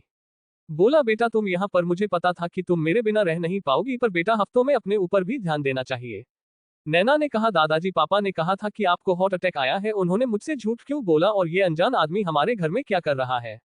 दादाजी भगवत गीता को सम्मान के साथ रखकर खड़े हुए और कहा, बेटा कौन आया है, मुझे इस बारे में कुछ नहीं पता और ये उल्लू का पट्टा तुमसे झूठ क्यों बोल रहा था। नैना ने कहा, आप आराम कीजिए क्योंकि आपको इस उम्र में इतना स्ट्रेस नहीं लेना चाहिए, इनको अथर्व अपने आप देख लेगा। ये सुनकर दादाजी को काफी खुशी हुई कि उसकी पोती ने अपने हस्बैंड को एक्सेप्ट कर लिया है। उसके बाद वो दोनों बाहर निकल कर जाने लगी, तभी कुछ आदमियों ने आकर उन्हें घेर लिया। जब वो दोनों अंदर थे तो विजय अग्रवाल ने कहा, बेटा इस 2 कोड़ी के आदमी ने पता नहीं मेरी बेटी पर क्या जादू किया है, इसके लिए वो ये घर छोड़कर भी चली गई है। मुझे नहीं पता तुम इस लड़के के साथ क्या करोगे, पर मैं नहीं चाहता कि ये लड़का एक मिनट भी मेरी बेटी के साथ रहे। तुम्हें जो करना है कर सकते हो। जब नैना ने देखा कि हम सभी ने उन दोनों को घेर लिया है तो नेहरा ने चिल्लाते हुए कहा, ये क्या बदतमीजी है। तभी अनुभव शर्मा नैना के सामने आया और कहा, तुम ऐसा कैसे कर सकती हो, क्या तुम मेरे प्यार को भूल गई हो। तुम्हें याद नहीं है कैसे तुम बाइक पर मेरे साथ घूमा करती थी, और आज तुम मुझे ऐसे इग्नोर कर घर जा रही हो, वो भी इस 2 कोड़ी के आदमी के लिए। इस निकम्मे की औकात ही किया है मेरे सामने। इसे तो मैं अपने जूते पर पॉलिश तक न करने दूं, और तुमने इस गवार इंसान को अपनी लाइफ में जगह दे दी। इस गरीब लिचड़ ने कितने चिप कपड़े पहने हुए हैं, मुझे तो लगता है ये कपड़े भी बस स्टैंड पर लगने वाली सेल्स से खरीदता होगा। आखिर तुम्हारे स्टैंडर्ड को हो क्या गया है? उसने अभी इतना ही बोला था कि नैना ने उसे जोरदार थप्पड़ जड़ दिया। अनुभव ने यह उम्मीद नहीं की थी कि नैना उसके साथ ऐसा कर सकती है। इतनी हिम्मत तो नैना की तब भी नहीं हुई थी जब उसने नैना के साथ ब्रेकअप किया था। उसने गुस्से में दांत भींचते हुए कहा, तुम्हारी इतनी हिम्मत कि तुमने इस निठल्ले आदमी के लिए मुझ पर हाथ उठाया, अब देखता हूं इसे मुंह से खून बचाता है और उसके बाद तुम्हारा हिसाब करूंगा। ये सुनकर नैना डर गई थी, लेकिन आज उसने अथर्व का हाथ एक सेकंड के लिए भी नहीं छोड़ा था। उसने कहा, तुम होते कौन हो मेरे हस्बैंड के बारे में बोलने वाले? चाहे वो कैसा भी हो, लेकिन वो मेरे हस्बैंड है और वो तुम जैसे लोगों की तरह आवारा गलियों के कुत्तों की तरह नहीं है जो कहीं भी हो मारते हुए फिरे। अपने आप को कुत्ता सुनकर अनुभव के गुस्से का ठिकाना नहीं रहा। उसने चिल्लाते हुए कहा, तुमने मुझे कुत्ता कहा, अब देखना मैं तुम्हारे साथ क्या करता हूँ और मैं भी देखता हूँ कि तुम्हें कौन बचाता है। नैना अपनी घबराहट छुपा रही थी क्योंकि उसने अथर्व को प्रॉमिस किया था। आखिर अनुभव शर्मा का करने की सोच रहा था और अथर्व उसका क्या हाल करने वाला था। एपिसोड 24 अथर्व की वन हैंड फाइटिंग स्किल। अनुभव शर्मा ने एकदम से अपने आदमियों से कहा कि इस आदमी को इसकी सही जगह दिखा दो। ये नाली का कीड़ा बंगले में रहने के सपने देख रहा है। इनके खून में ही ऐसी गंदगी होती है जिसे बर्दाश्त नहीं किया जा सकता। ये सुनकर अथर्व को गुस्सा तो बहुत आया, पर इन 10 सालों में उसने अपने ऊपर कंट्रोल करना सीख लिया था। उसके आदमी आगे बढ़े ही थे, तभी अंदर से मनीषा आते हुए बोली कि ये क्या ड्रामा लगा रखा है, ये मेरा घर है, कोई फाइटिंग नहीं जहां तुम अपनी मनमर्जी चला सकते हो। ये सुनकर अनुभव शर्मा और ज्यादा गुस्से में आ गया। उसने अपने आदमियों से कहा, खड़े खड़े मेरा मुंह क्यों देख रहे हो, इसे बाहर फेंको। उसने अपने गुस्से पर कंट्रोल करते हुए मनीषा से कहा, आंटी जी आपको इतनी परेशानी उठाने की जरूरत नहीं है, आप इन जैसे लड़कों को नहीं जानती, ये ऐसे ही सीधी सादी लड़की को फंसाते हैं और फिर उनकी जायदाद पर अपना हक जमाने लगते हैं। मनीषा ने कहा, मुझे इस बारे में बताने की कोई जरूरत नहीं है, मैं छोटी बच्ची नहीं हूं जो कि सही गलत की पहचान न कर सकूं। तुम अभी इसी वक्त मेरे घर से निकलो। उसने अभी इतना ही बोला था कि तभी विजय अग्रवाल ने एक जोरदार थप्पड़ मनीषा को जड़ दिया। मनीषा ने कभी सपने में भी नहीं सोच सकती थी कि विजय उसको थप्पड़ मार सकता है। उसने गुस्से में विजय से कहा, आपने किसी बाहर वाले के लिए मुझ पर हाथ उठाया। आखिर ये होता को उन्हें हमारे घर में आकर ऐसे हुक्म चलाने वाला, इसके लिए मैं तुम्हें कभी माफ नहीं करूंगी। और तू मेरी शक्ल ऐसे क्या देख रहा हूं, तुझे सुनाई नहीं दिया मेरे घर से अभी इसी वक्त निकल, नहीं तो मुझसे बुरा कोई नहीं होगा।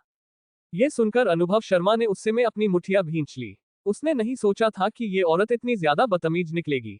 विजय ने दूसरा थप्पड़ मारने को अपना हाथ उठाया ही था कि बीच में एकदम से उनका हाथ अथर्व ने रोक लिया था। विजय ने देखा कि उसका हाथ इस बेकार इंसान ने रोक लिया है, तो उसका गुस्सा और ज्यादा बढ़ गया। उसने दूसरे हाथ से खींचकर एक थप्पड़ अथर्व को लगा दिया, लेकिन अथर्व ने उसका कोई विरोध नहीं किया। ये देखकर नैना को बहुत ज्यादा गुस्सा आया कि उसके पापा कैसे पागलों वाली हरकत कर रहे हैं। उसने कभी नहीं सोचा था कि उसके पापा इस हद तक गिर सकते हैं। ये देखकर अनुभव शर्मा की खुशी का ठिकाना ही नहीं था। वो अपने आप से ही कह रहा था कि ये लूजर इस अंधेड़ उम्र के आदमी के थप्पड़ को भी नहीं रोक पाया तो और ये लाइफ में क्या कर पाएगा। मनीषा ने देखा कि अथर्व ने उसे दूसरा थप्पड़ नहीं लगने दिया और बल्कि खुद ही आगे आकर उसका थप्पड़ अपने ऊपर ले लिया। ये देखकर मनीषा को और ज्यादा गुस्सा आया क्योंकि उसे भी ऐसा लूजर दामाद नहीं चाहिए था।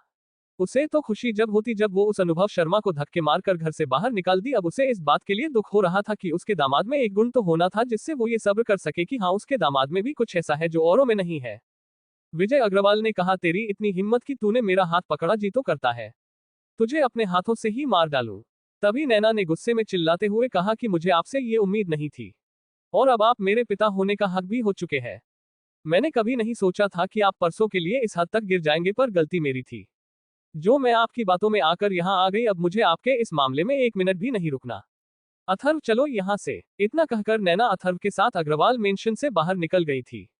तभी विजय अग्रवाल ने कहा, अनुभव बेटा तुम इस लड़के के साथ जो चाहे कर सकते हो, इसमें मेरी बेटी को बिल्कुल अपने जैसा कर दिया है। आज से पहले कभी भी मेरी बेटी ने मुझसे ऐसे जुबान नहीं लड़ाई थी। ये सुनकर अनुभव शर्मा के आदमी उसके सारे पर एकदम से अथर्व को मारने के लिए दौड़ पड़े। अनुभव ने कहा, अंकल जी इसमें आंटी की कोई गलती नहीं थी, आपको उनके साथ ऐसा नहीं करना चाहिए था। वो मुझसे बस थोड़ा नाराज है। मनीषा को उस पर बहुत गुस्सा आ रहा था, वो उसकी बकवास नहीं सुनना चाहती थी। वो भी जल्दी से बाहर की तरफ निकल गई क्योंकि उसे डर था कहीं नैना को कोई चोट ना लग जाए। युग और शनाया भी ऊपर से नीचे की सारी बातें सुन रहे थे। उन्हें अपने पापा पर बहुत गुस्सा आ रहा था।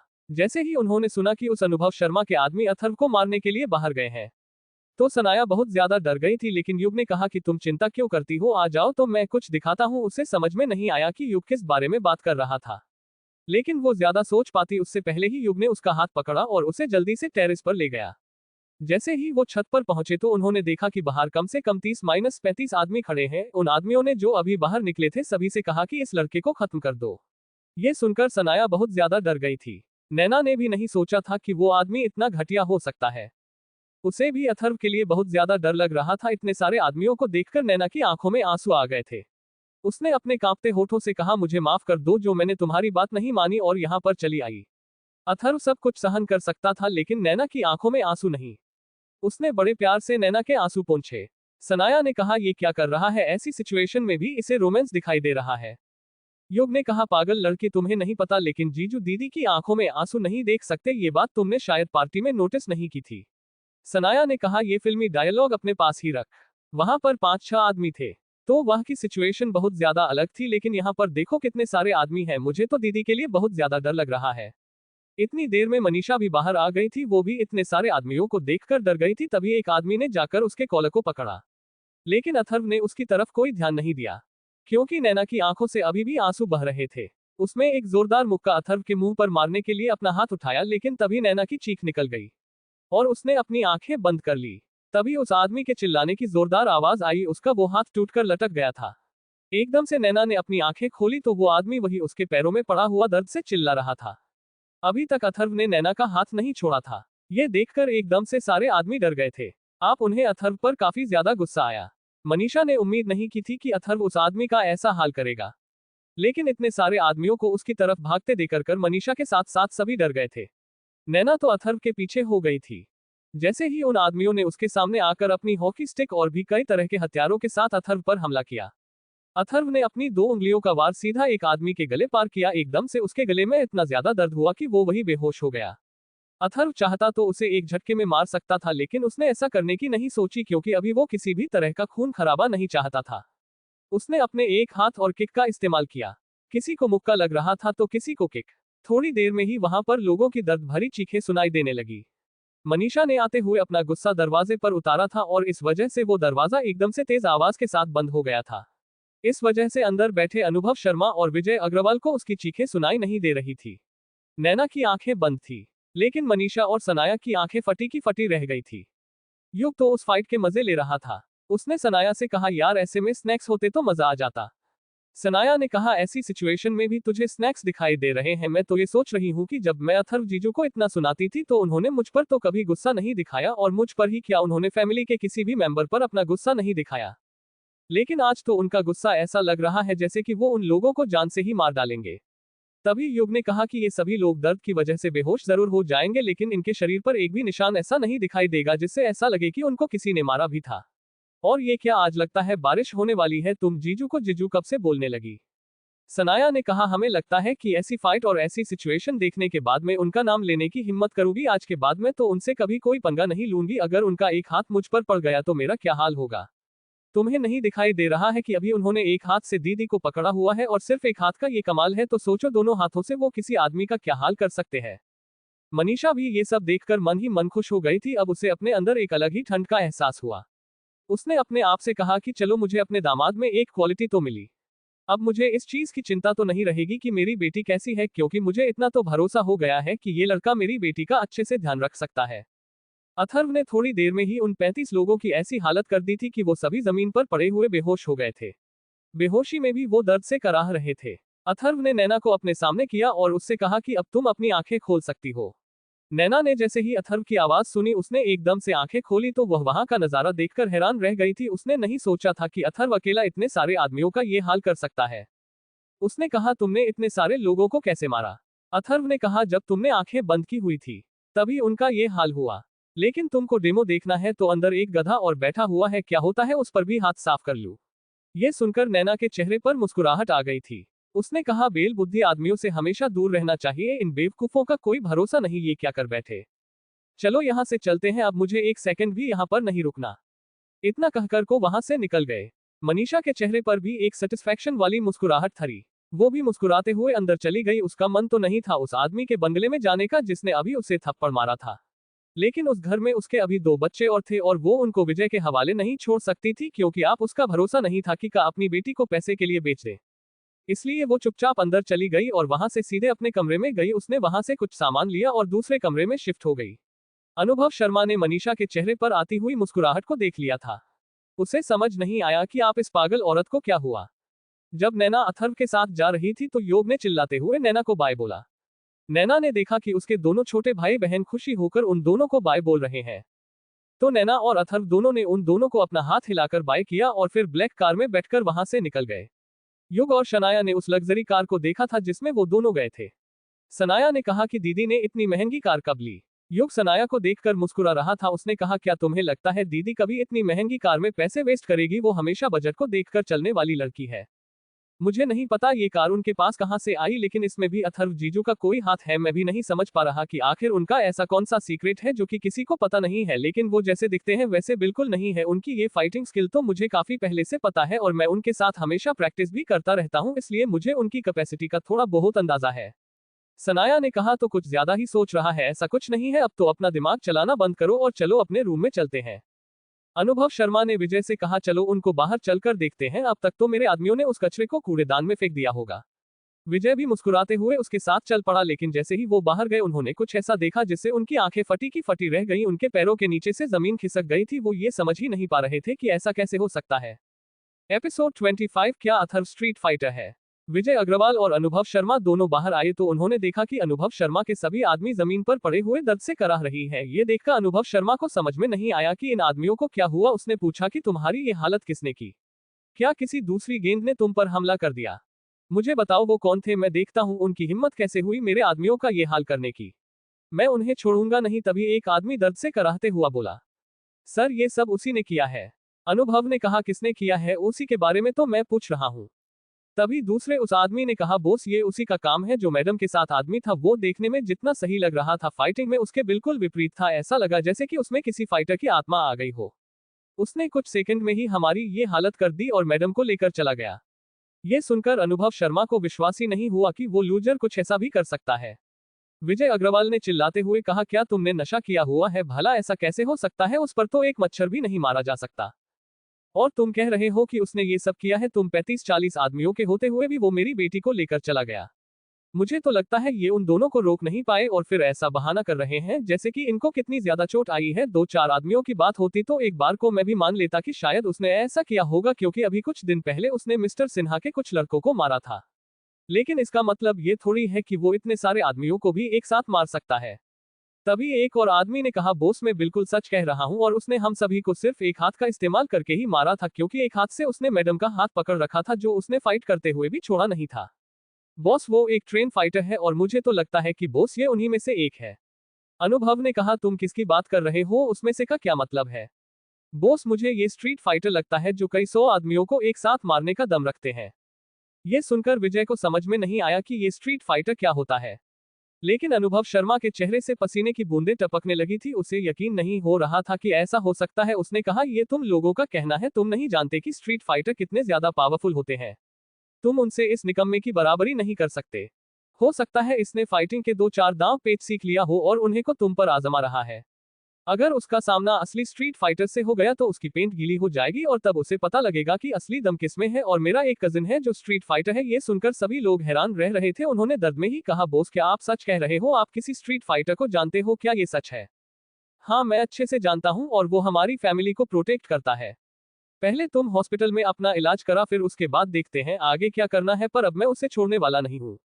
वो अपने आप को कुछ ज्यादा ही बड़ा फाइटर समझ रहा है। अब पता चलेगा उसके साथ क्या होने वाला है। विजय अग्रवाल ने कहा, बेटा ये स्ट्रीट फाइटर क्या होता है? हमने तो कभी इसके बारे में नहीं सुना। अनुभव शर्मा ने कहा कि आप शहर के कुछ नामी हस्तियों को जानते हो।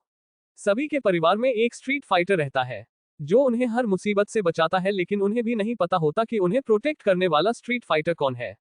ये लोग दिन के उजाले में भी ऐसे ही रहते हैं जैसे कि ये काफी नॉर्मल इंसान हो, लेकिन उनकी ट्रेनिंग उस लेवल की होती है जिसका तुम अंदाजा भी नहीं लगा सकते। और स्ट्रीट फाइटर में भी लेवल होते हैं। हमारी फैमिली का स्ट्रीट फाइटर एक स्टार मास्टर है जो एक शेर का भी सामना कर सकता है। ये सुनकर विजय कुमार को बहुत हैरानी हुई। उसने कहा कि तुम्हें कैसे पता कि तुम्हारी फैमिली को स्ट्रीट फाइटर प्रोटेक्ट करता है? अनुभव शर्मा ने कहा, यह बहुत सीक्रेट बात है और घर में एक सदस्य ऐसा रहता है जिससे उसके बारे में पता होता है, और हमारे घर में वो सदस्य हमारे दादाजी है। लेकिन उन्हें ये नहीं पता कि मुझे भी इस बात का पता है। मुझे ये बात सिर्फ पहुंचानी है कि मेरे ऊपर किसी ने अटैक किया था। बस देखना उसका क्या हाल होता है। ये सुनकर विजय अग्रवाल को काफी हैरानी हुई। उसने कहा, बेटा जब ये तुम्हारी फैमिली का इतना सीक्रेट मैटर है तो तुमने मुझे इसके बारे में क्यों बताया? अनुभव ने कहा कि आप भी तो मेरी फैमिली का एक हिस्सा ही है और आज नहीं तो कल मैं आपका दामाद बन ही जाऊंगा। इसलिए मुझे आपको ये बातें बताने में कुछ भी गलत नहीं लगा। मुझे नहीं पता कि आप उस गलती के लिए मुझे माफ कर पाऊंगी या नहीं, पर मैं आपको भरोसा दिलाता हूँ कि मैं नैना को हमेशा खुश रखूंगा। अभी वो बातें कर ही रहे थे कि तभी वहां पर शशिकांत आ जाता है। वो अनुभव शर्मा को देखकर हैरान रह जाता है। उसे यकीन नहीं हो रहा था कि अनुभव शर्मा उसके सामने खड़ा है, क्योंकि उसे भी पुरानी बातों के बारे में पता था। उन्होंने चेहरे पर हल्की सी मुस्कुराहट के साथ कहा, अनुभव बेटा तुम यहाँ कैसे? अनुभव ने कहा, अंकल जी बस मैं नाना से मिलने आया था और मुझे सारी बातों के बारे में पता चला। मुझे दुख है कि जो आदमी आपके परिवार के जूते साफ करने के लायक भी नहीं है, आज वह आप सभी के सिर के ऊपर चढ़कर बैठा है और मुझे इस बात का सुनकर काफी बुरा लगा। लेकिन आप चिंता मत करिए, मैं उसे छोड़ूंगा नहीं। बस अब वो कुछ दिन ही नैना की लाइफ में रह पाएगा, उसके साथ ऐसा होगा जो उसने सोचा भी नहीं होगा। अंकल जी मुझे पता चला है कि आपने तन्या की एंगेजमेंट विवेक बजाज के साथ कर दी है। ये जानकर मुझे काफी खुशी हुई। अगर नैना भी ऐसे किसी के साथ ऐसे खुश रहती है जो उसके लायक था तो मैं उन दोनों के बीच में कभी नहीं आता। लेकिन उस 2 कौड़ी के आदमी को देखकर मुझे इतना बुरा फील होता है कि आप सोच भी नहीं सकते। अंकल जी अब मैं चलता हूँ और अगर आपको नैना के बारे में कुछ भी पता चले कि वो कहाँ पर रहती है तो मुझे जरूर इन्फॉर्म कर देना, क्योंकि मैं उस लड़की को कहना है कि लाइफ ऐसे ही बर्बाद नहीं करने दूंगा। अभी उसकी रही क्या है, उसे क्या पता कि गरीबी में जीने का दुख क्या होता है। उनकी कोई इज्जत नहीं रहती और मान सम्मान की तो बात ही छोड़ दो, हर जगह उन्हें ऐसे ही टॉर्चर सहना पड़ेगा। जैसे कि नैना ने कितनी बड़ी गलती कर दी है उस नाम लायक निकम्मे आदमी के साथ शादी करके। ठीक है अंकल जी, मुझे अपने आदमियों को हॉस्पिटल लेकर जाना है, उसके बाद मैं टाइम लगने पर आपसे मिलता हूं। और अब तो हमारी कंपनी की एक ब्रांच आपके शहर में ही खोली गई है और कल उसकी ओपनिंग है, इसलिए मैं चाहता हूं कि आप सभी पूरे परिवार के साथ द पेरिस रिजॉर्ट में आए। उसने एक आदमी को इशारा किया और वो लंगड़ाते हुए कार से 2 इनविटेशन ले आया। उसने दोनों इनविटेशन विजय और शशिकांत को दिए, फिर वो वहां से निकल गया। नैना और अथर्व बात करते हुए अपने मेंशन में पहुंच गए थे। नैना पूरे रास्ते उससे यही पूछती हुई आई थी कि तुमने उन लोगों के साथ क्या किया और तुम इतने आदमियों को एक साथ कैसे मार सकते हो, मुझे तो इस बात पर यकीन ही नहीं हो रहा। अथर्व तुमने उसे कोई जवाब नहीं दिया और बस मुस्कुराता रहा। इस पर नैना ने गुस्सा होने का नाटक भी किया। तब अथर्व ने कहा, इसमें मेरी कोई गलती नहीं है, तुमने ही अपनी आंख बंद करके वो फाइट मिस कर दी थी और मुझे क्या पता था वो सभी आदमी सिर्फ नाम के ही गुंडे थे। वो इतने कमजोर थे कि अगर तुम भी उसमें से किसी को एक केक मारती तो वो जान से ही मर जाते। ये सुनकर नैना ने हंसते हुए कहा, अच्छा जी अब तुम मेरी टांग खींच रहे हो। अथर्व ने कहा, ऐसी कोई बात नहीं है और तुम तो जानती ही हो कि मैं तुम्हें किसी भी मुसीबत में नहीं देख सकता। जब मुझे ऐसा लगता है कि तुम परेशानी में हो, पता नहीं मेरे अंदर एक अलग ही पावर का एहसास होने लगता है, जैसे कि मेरी स्ट्रेंथ बढ़ गई हो। और यही वजह है कि मैं उन लोगों को छोड़ नहीं पाता जो तुम्हारी इंसल्ट करते हैं या तुम्हारे बारे में कुछ भी उल्टा सीधा कहते हैं। उसकी बात सुनकर नैना हंसने लगी। उसने कहा कि अब तुम मुझे नहीं बताना चाहते हैं तो ठीक है, लेकिन मेरे सामने ऐसे बातों को घुमाओ मत। मुझे पता है तुम कितने सीधे हो। 3 साल तक तो तुम कुछ और ही थे और जब से मैंने तुम्हें अपने रिश्ते में आगे बढ़ने का मौका दिया है तब तुम कुछ और ही हो गए हो। अथर्व ने हंसते हुए कहा, ऐसी कोई बात नहीं है, लेकिन अगर उन 3 सालों में भी तुम्हारे साथ कोई मिसबिहेव करता तो मैं तब भी ऐसा ही रहता हूँ और उसका वही हाल करता जो उन आदमियों का हुआ था। नैना ने हंसते हुए उसके गाल को खींचते हुए कहा, हाय मेरे इनोसेंट हबी, मैं तुम्हारा क्या करूं? तुम्हें पता है पहले मैं तुमको देखकर यही सोचती थी कि इस इनोसेंट आदमी को मुझे ही पूरी जिंदगी प्रोटेक्ट करना पड़ेगा, नहीं तो ये ऐसे ही किसी दिन फैमिली के ताने सुन सुनकर मर जाएगा। लेकिन उस दिन रिंग सेरेमनी में मुझे तुम पर पूरा यकीन हो गया था कि तुम मुझे कुछ नहीं होने दोगे। और जब एक लड़की की एक्सपेक्टेशन बढ़ जाती है तो लड़के को समझ लेना चाहिए कि अब उसकी मुसीबतें शुरू हो चुकी है, क्योंकि उसे अपने हस्बैंड पर या अपने बॉयफ्रेंड पर एक अलग ही घमंड हो जाता है कि चाहे वो कितनी बड़ी मुसीबत में क्यों न हो उसका हस्बैंड उसे बचा लेगा। अब मुझे नहीं पता तुम ये सब कैसे करोगी, मैं तो अपनी लाइफ खुलकर जीने वाली हूँ, मेरा जो मन करेगा मैं वो करूंगी। अभी तक मैंने अपनी लाइफ को अच्छे से नहीं जिया है, लेकिन अब मैं सिर्फ अपने लिए जीना चाहती हूँ और ये एहसास मुझे तुम्हारे साथ रहने के बाद हुआ है। लेकिन तुम परेशान मत होना, मैं तुमसे कभी भी कोई ऐसी फरमाइश नहीं करूंगी जिससे तुम पूरा नहीं कर सकते। अथर्व तो यही सोच रहा था कि वो कैसे बताए कि तुम्हारे हस्बैंड इस दुनिया में तुम्हारी सभी फरमाइशें पूरी तरह सकता है, चाहे वो कैसी भी फरमाइश क्यों ना हो।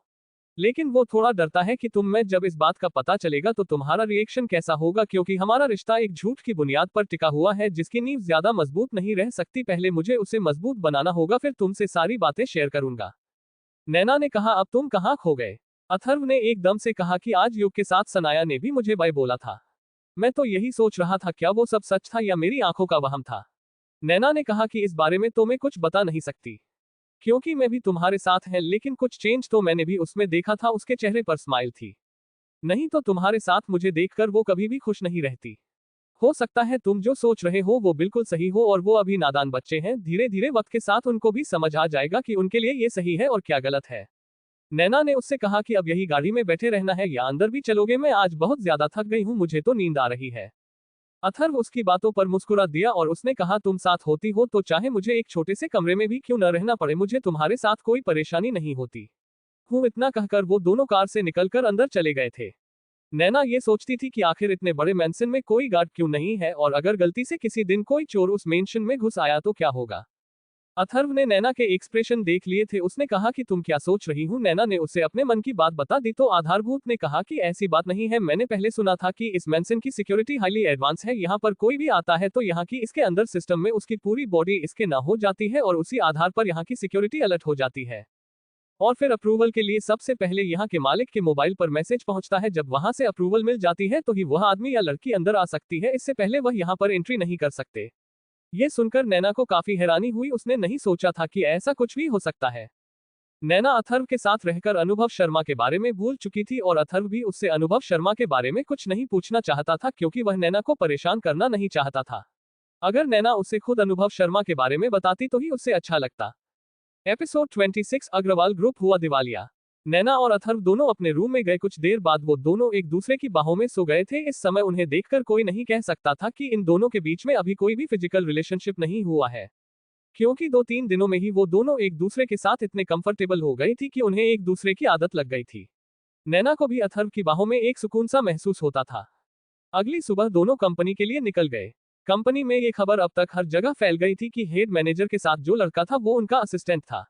लड़के जो उस कंपनी में हाई पोस्ट पर थे वो अब अथर्व से थोड़ा जलने लगे थे। उसका कारण ये था कि वो कंपनी की सबसे खूबसूरत लड़की का असिस्टेंट था। जब लड़कियों को पता चला कि वो एक असिस्टेंट है तो उन्हें उसमें कोई खास इंटरेस्ट नहीं रहा। नैना ने पूरे दिन मेहनत करके सभी फाइलों की करेक्शन कर दी थी। वो शाम को जाकर फ्री हुई थी। अथर्व ने भी उसकी काफी हेल्प की थी। फ्री होने के बाद दोनों ने एक कप कॉफी ली और कॉफी पीते हुए आपस में बात कर रहे थे।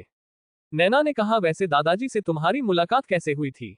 अथर्व ने कहा उस टाइम में एक शॉप पर काम किया करता था। रात का टाइम था, मैं घर के लिए निकला तो दादाजी को कुछ लोगों ने घेरा हुआ था और वो सभी बाइक पर थे। दादाजी का ड्राइवर ये देखकर घबरा गया और वहीं कार छोड़कर चला गया। मुझे वहां से उनको अनदेखा करके निकालना ठीक नहीं लगा तो मैंने उन लोगों से उन्हें बचाया था।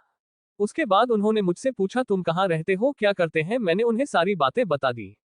ऐसे ही वो धीरे धीरे मुझसे मिलते रहे। अभी हम दोनों शाम के टाइम गार्डन में घूमने चले जाते हैं और ऐसे ही टाइम पास करते रहते हैं। मेरा भी उनके साथ काफी अच्छा टाइम बीतने लगा था, नहीं तो मैं अकेला बोर ही रहता था। एक दिन उन्होंने कहा क्या तुम मेरी पोती से शादी करोगे। ये बात सुनकर मैं काफी जोर से हंसा और मैंने कहा दादाजी आपको ऐसी बातें कर रहे हो, मतलब मुझसे फोन शादी करेगा। नहीं, मैं ये काम नहीं कर सकता। दादाजी ने कहा अगर मेरी पोती ने तुमसे शादी करने के लिए हाँ कर दी तो क्या तुम उससे शादी करोगे।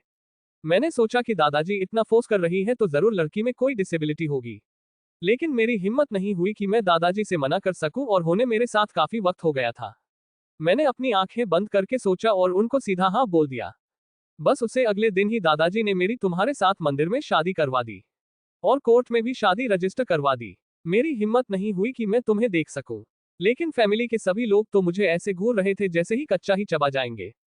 जब मैंने अगले दिन तो मैंने देखा तो मेरी आंखें फटी की फटी रह गई। तब मुझे पता चला कि तुम में कोई भी डिसेबिलिटी नहीं है, लेकिन उस टाइम मुझे इस बात था काफी दुख हुआ कि मेरी वजह से तुम्हें जबरदस्ती शादी करनी पड़ी।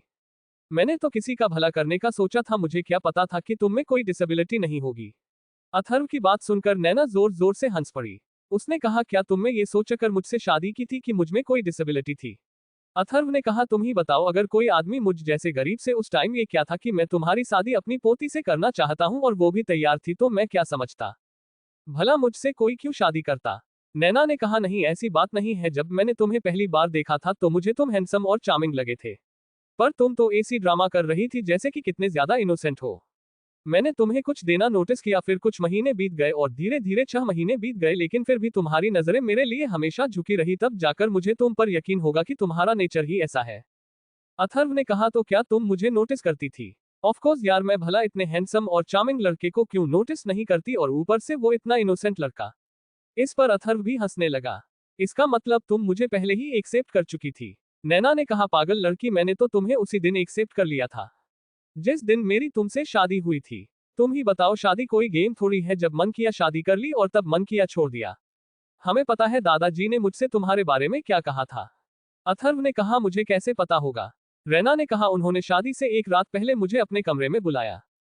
उस टाइम मेरा सिर्फ अपने काम पर ही फोकस रहता था। उन्होंने मुझसे कहा कि मैं तुमसे कुछ मांगना चाहता हूँ। मैंने बोला, दादाजी सब कुछ आपका ही तो भला मैं आपको क्या दे सकती हूँ। दादाजी ने कहा, बच्ची मैं तुम्हारी लाइफ का सबसे इंपॉर्टेंट भी सीजन खुद लेना चाहता हूँ। मैंने उनसे कहा था, मैं कुछ समझी नहीं। दादाजी ने कहा, मैंने तुम्हारी शादी के लिए एक हीरा तलाश किया है। वो इन बिगड़े अमीरों की तरह नहीं है, वो एक मिडिल क्लास है लेकिन फिर भी बहुत हाई क्लास है। उस टाइम में उनकी बात का मतलब समझे नहीं थी। मैंने कहा, दादाजी हाई क्लास और मिडिल क्लास मतलब आप कहना क्या चाहते हो।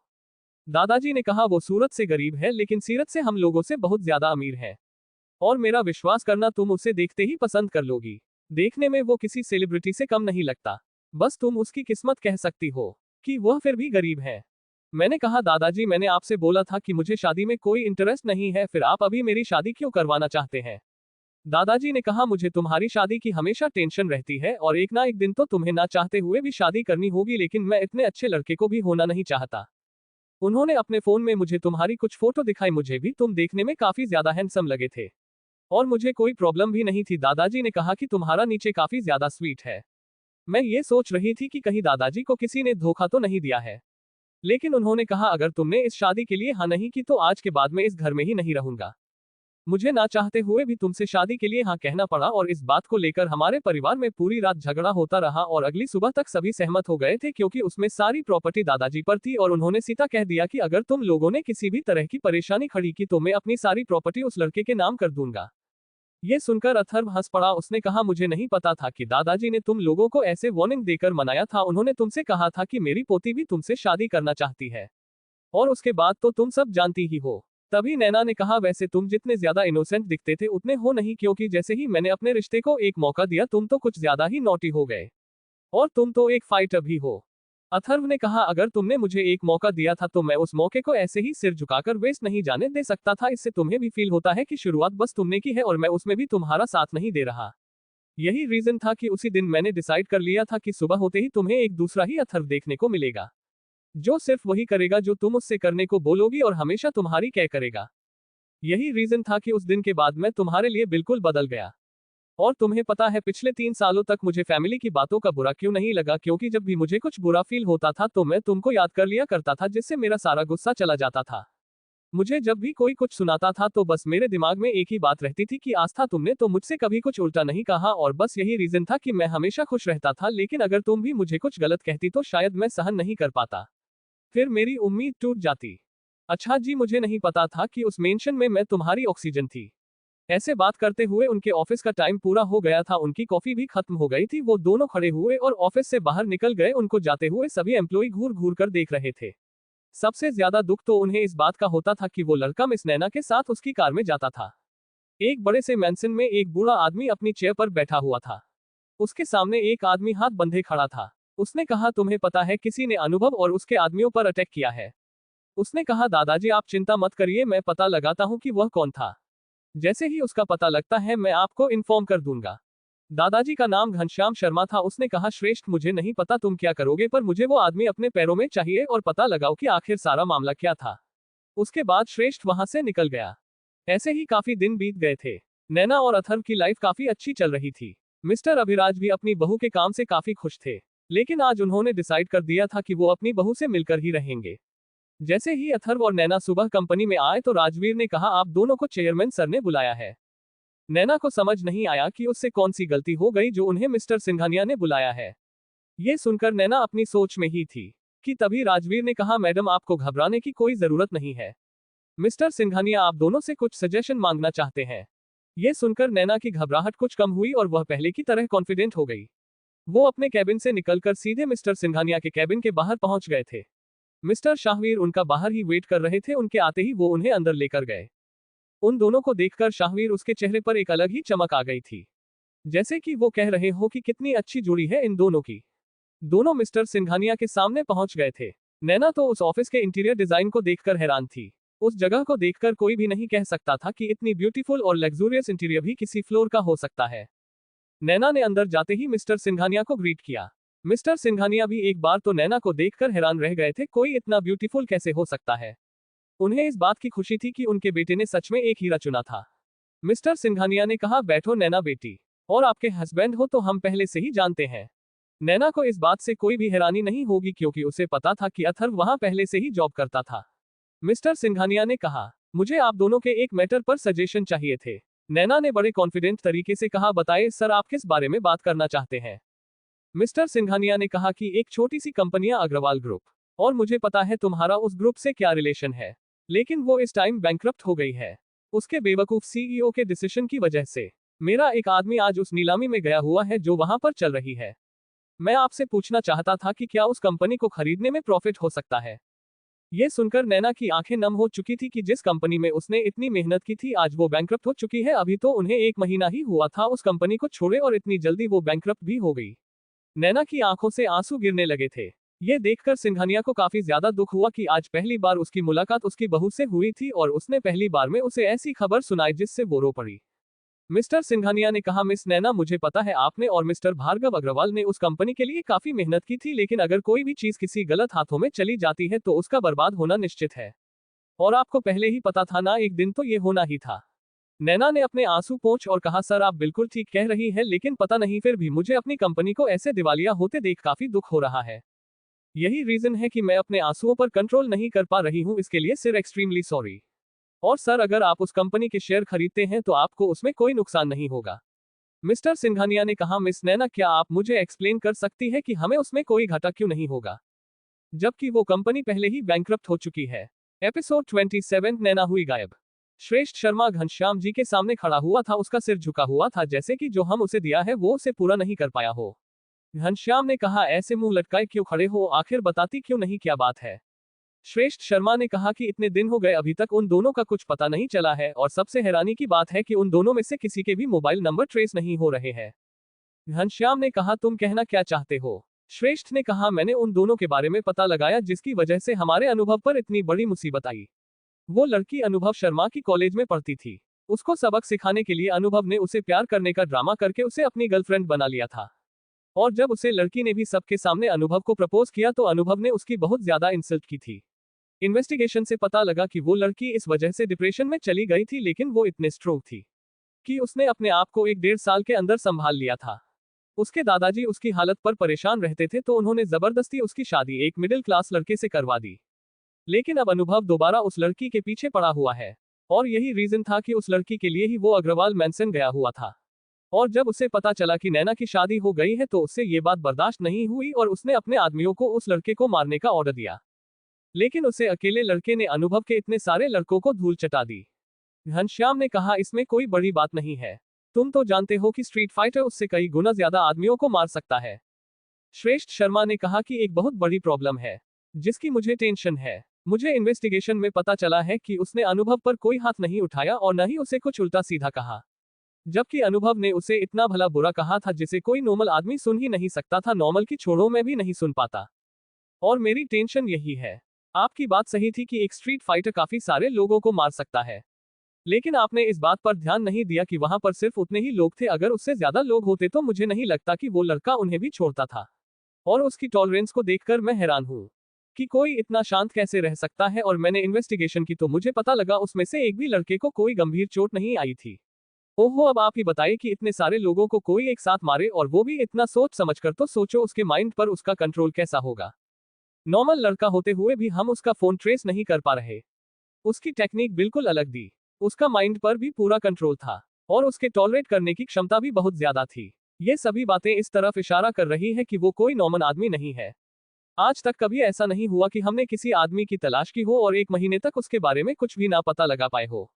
अब आप ही बताइए आगे क्या करना है। घनश्याम भी थोड़ी सोच में था, उसे भी समझ नहीं आ रहा था कि वो आगे क्या ऑर्डर दे।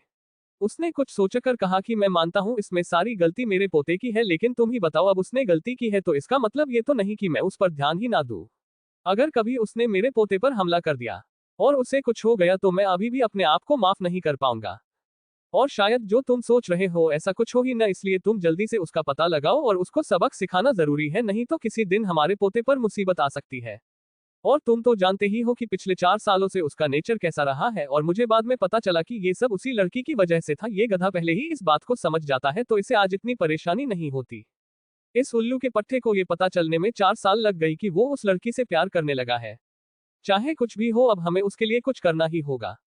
और वो लड़का मिडिल क्लास भी हुआ तो उसे कुछ पैसे देकर खरीद लूं और उस लड़की से दूर रहने की वार्निंग दे दो। श्रेष्ठ को भी घनश्याम की बात सही लगी। उसने कहा, ठीक है, जैसा आप ठीक समझे। इतना कहकर वह वहां से निकल गया। वही मिस्टर सिंघानिया नैना के जवाब का इंतजार कर रहे थे। नैना ने कहा, अग्रवाल गुरु इतनी जल्दी दिवालिया नहीं हो सकता था, उन्होंने जरूर कुछ हेरा फेरी की है। मेरा मतलब है कि 1 महीने पहले तक अग्रवाल गुरु का फाइनेंशियल स्टॉक 100 करोड़ से ज्यादा का था। और उन्होंने कोई बड़ा प्रोजेक्ट भी हासिल नहीं किया है जिसकी वजह से उन्हें इतना बड़ा लॉस हो जाए। उन्होंने ये पैसा किसी फ्रॉड कंपनी के नाम से दिखाया होगा और उन्होंने शेयर होल्डर्स को बेवकूफ बनाया होगा कि उनका पैसा डूब गया है। मैं मिस्टर ध्रुव अग्रवाल को काफी अच्छे से जानती हूँ, वो पहले से ही ऐसे फ्रॉड करता हुआ आया है। उसने पहले सभी शेयर होल्डर्स को अपनी चिकनी चुपड़ी बातों में फंसाया होगा और जब वो सब मान गए होंगे तब उसने वो पैसा उस कंपनी में इन्वेस्ट किया होगा जो उसकी खुद की बनाई हुई फोर्ड कंपनी होगी। इसलिए सिर्फ कंपनी को फाइनेंशियल नुकसान हुआ है।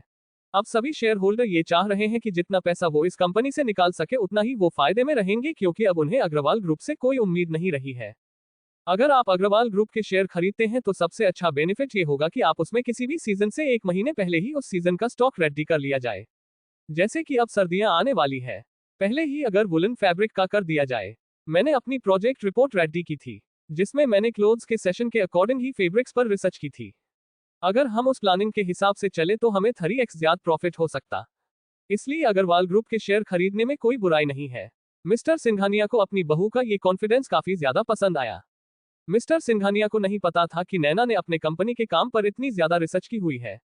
मिस्टर सिंघानिया ने कहा, नैना, अगर तुम उस कंपनी को संभाल सकती हो तो मैं उसके शेयर्स खरीदने के बारे में सोच सकता हूँ। क्या तुम अग्रवाल ग्रुप की सीईओ बनने के लिए तैयार हो? ये सुनकर नैना की आंखें फटी की फटी रह गई। लेकिन उसके साथ साथ तुम यहाँ की हेड मैनेजर भी रहोगी। वैसे तो यहाँ के सारे काम को राजवीर देख लेगा, लेकिन कभी कभार कुछ डॉक्यूमेंट में हेल्प चाहिए रहेगी तो तुम देख लेना। अगर तुम ये कर सकती हो तो मुझे अग्रवाल ग्रुप के शेयर खरीदने में कोई परेशानी नहीं है। और इसमें अथर्व भी तुम्हारे साथ तुम्हारा असिस्टेंट बनकर रहेगा, इसलिए तुम्हें कोई परेशानी भी नहीं आएगी। अगर तुम दोनों ये सब मैनेज कर सकते हो तो मैं इस बारे में सोच सकता हूँ। ये सुनकर नैना की आंखों से आंसू बहने लगे, पर उसे नहीं पता था ये मिस्टर सिंघानिया का अपनी बहू के लिए सरप्राइज गिफ्ट था। जब उसे पता चला था कि नैना को अग्रवाल ग्रुप से बाहर निकाल दिया गया है तो उसे बहुत बुरा लगा था। मिस्टर सिंघानिया ने तभी डिसाइड कर लिया था कि अब आने वाले कुछ दिनों में नैना इस कंपनी की सीईओ होगी, और मैं देखता हूं उसे कौन रोकता है। मिस्टर सिंघानिया ने कंपनी के 70% शेयर खरीद लिए थे। अब सिंघानिया ग्रुप की कंपनियों में एक नाम और जुड़ गया था। ऐसी छोटी छोटी बहुत सारी कंपनियों में मिस्टर सिंघानिया के शेयर्स थे। नैना को आंसू बहाते देखो मिस्टर सिंघानिया ने कहा, सर, मैंने कभी नहीं सोचा था कि मुझे दोबारा उस कंपनी में जाने का मौका मिलेगा। उस कंपनी से मेरी कुछ इमोशनल फीलिंग्स जुड़ी हुई है। मुझे काफी अच्छा लगा कि मेरी आपसे मुलाकात हुई। पता नहीं क्यों, पर आपके साथ बातें करके ऐसा लगा जैसे आपसे मेरा कोई फैमिली रिलेशन हो। मैं खुद भी नहीं जानती कि ये फीलिंग मुझे क्यों आई। मुझे आपके साथ बात करते हुए ऐसा लग रहा था जैसे कि मेरा आपसे कोई फैमिली रिलेशन हो। बस मेरे दिल में आया तो मैंने आपसे कह दिया, आप बुरा मत मानिएगा। ये बात सुनकर मिस्टर अभिराज सिंघानिया के चेहरे पर मुस्कुराहट आ गई। उन्होंने कहा, इसमें बुरा मानने की क्या बात है? अगर आपको ऐसा लग ही रहा है तो क्या पता आपके भविष्य में क्या लिखा है। चलो ठीक है, तो हमें कॉन्ट्रैक्ट पेपर रेडी करवाकर तुम्हें भिजवाता हूं और तुम रेडी हो ना अपनी नई जर्नी के लिए? नैना ने कहा, मुझे कोई परेशानी नहीं है और मैं कभी भी आपको निराश नहीं करूंगी। अथर्व ने कहा, सर थैंक यू जो आपने मेरी वाइफ को इस कैपेबल समझा और उसे इतनी बड़ी पोस्ट पर अपॉइंट कर दिया। मिस्टर सिंघानिया ने कहा, मिस्टर अथर्व, आपके लिए तो मैं इतना तो कर ही सकता हूँ। नैना को समझ नहीं आया कि मिस्टर सिंघानिया क्या कहना चाहते हैं। उन्होंने एकदम से बात बदलते हुए कहा, मेरा मतलब था कि आप हमारे सीक्रेट एडवाइजर हो और आपकी वाइफ की क्वालिफिकेशन भी काफी अच्छी है। भला एक गोल्ड मेडलिस्ट को कोई भी कंपनी अपने साथ क्यों नहीं रखना चाहेगी, इसमें हमारा भी तो प्रॉफिट है। और मैंने अग्रवाल ग्रुप के 20% शेयर्स आप लोगों के नाम पर ट्रांसफर कर दिए हैं और बाकी के 20% तुम्हारे पास पहले से ही थे। मुझे उस कंपनी के 70% शेयर ही मिल पाए थे और जब मैंने बाकी शेयर्स का पता किया तो मुझे पता चला कि मिस्टर भार्गव अग्रवाल ने पहले ही 10% शेयर अथर्व के नाम कर दिए थे और मिस नैना 10% शेयर आपके नाम पर पहले ही है।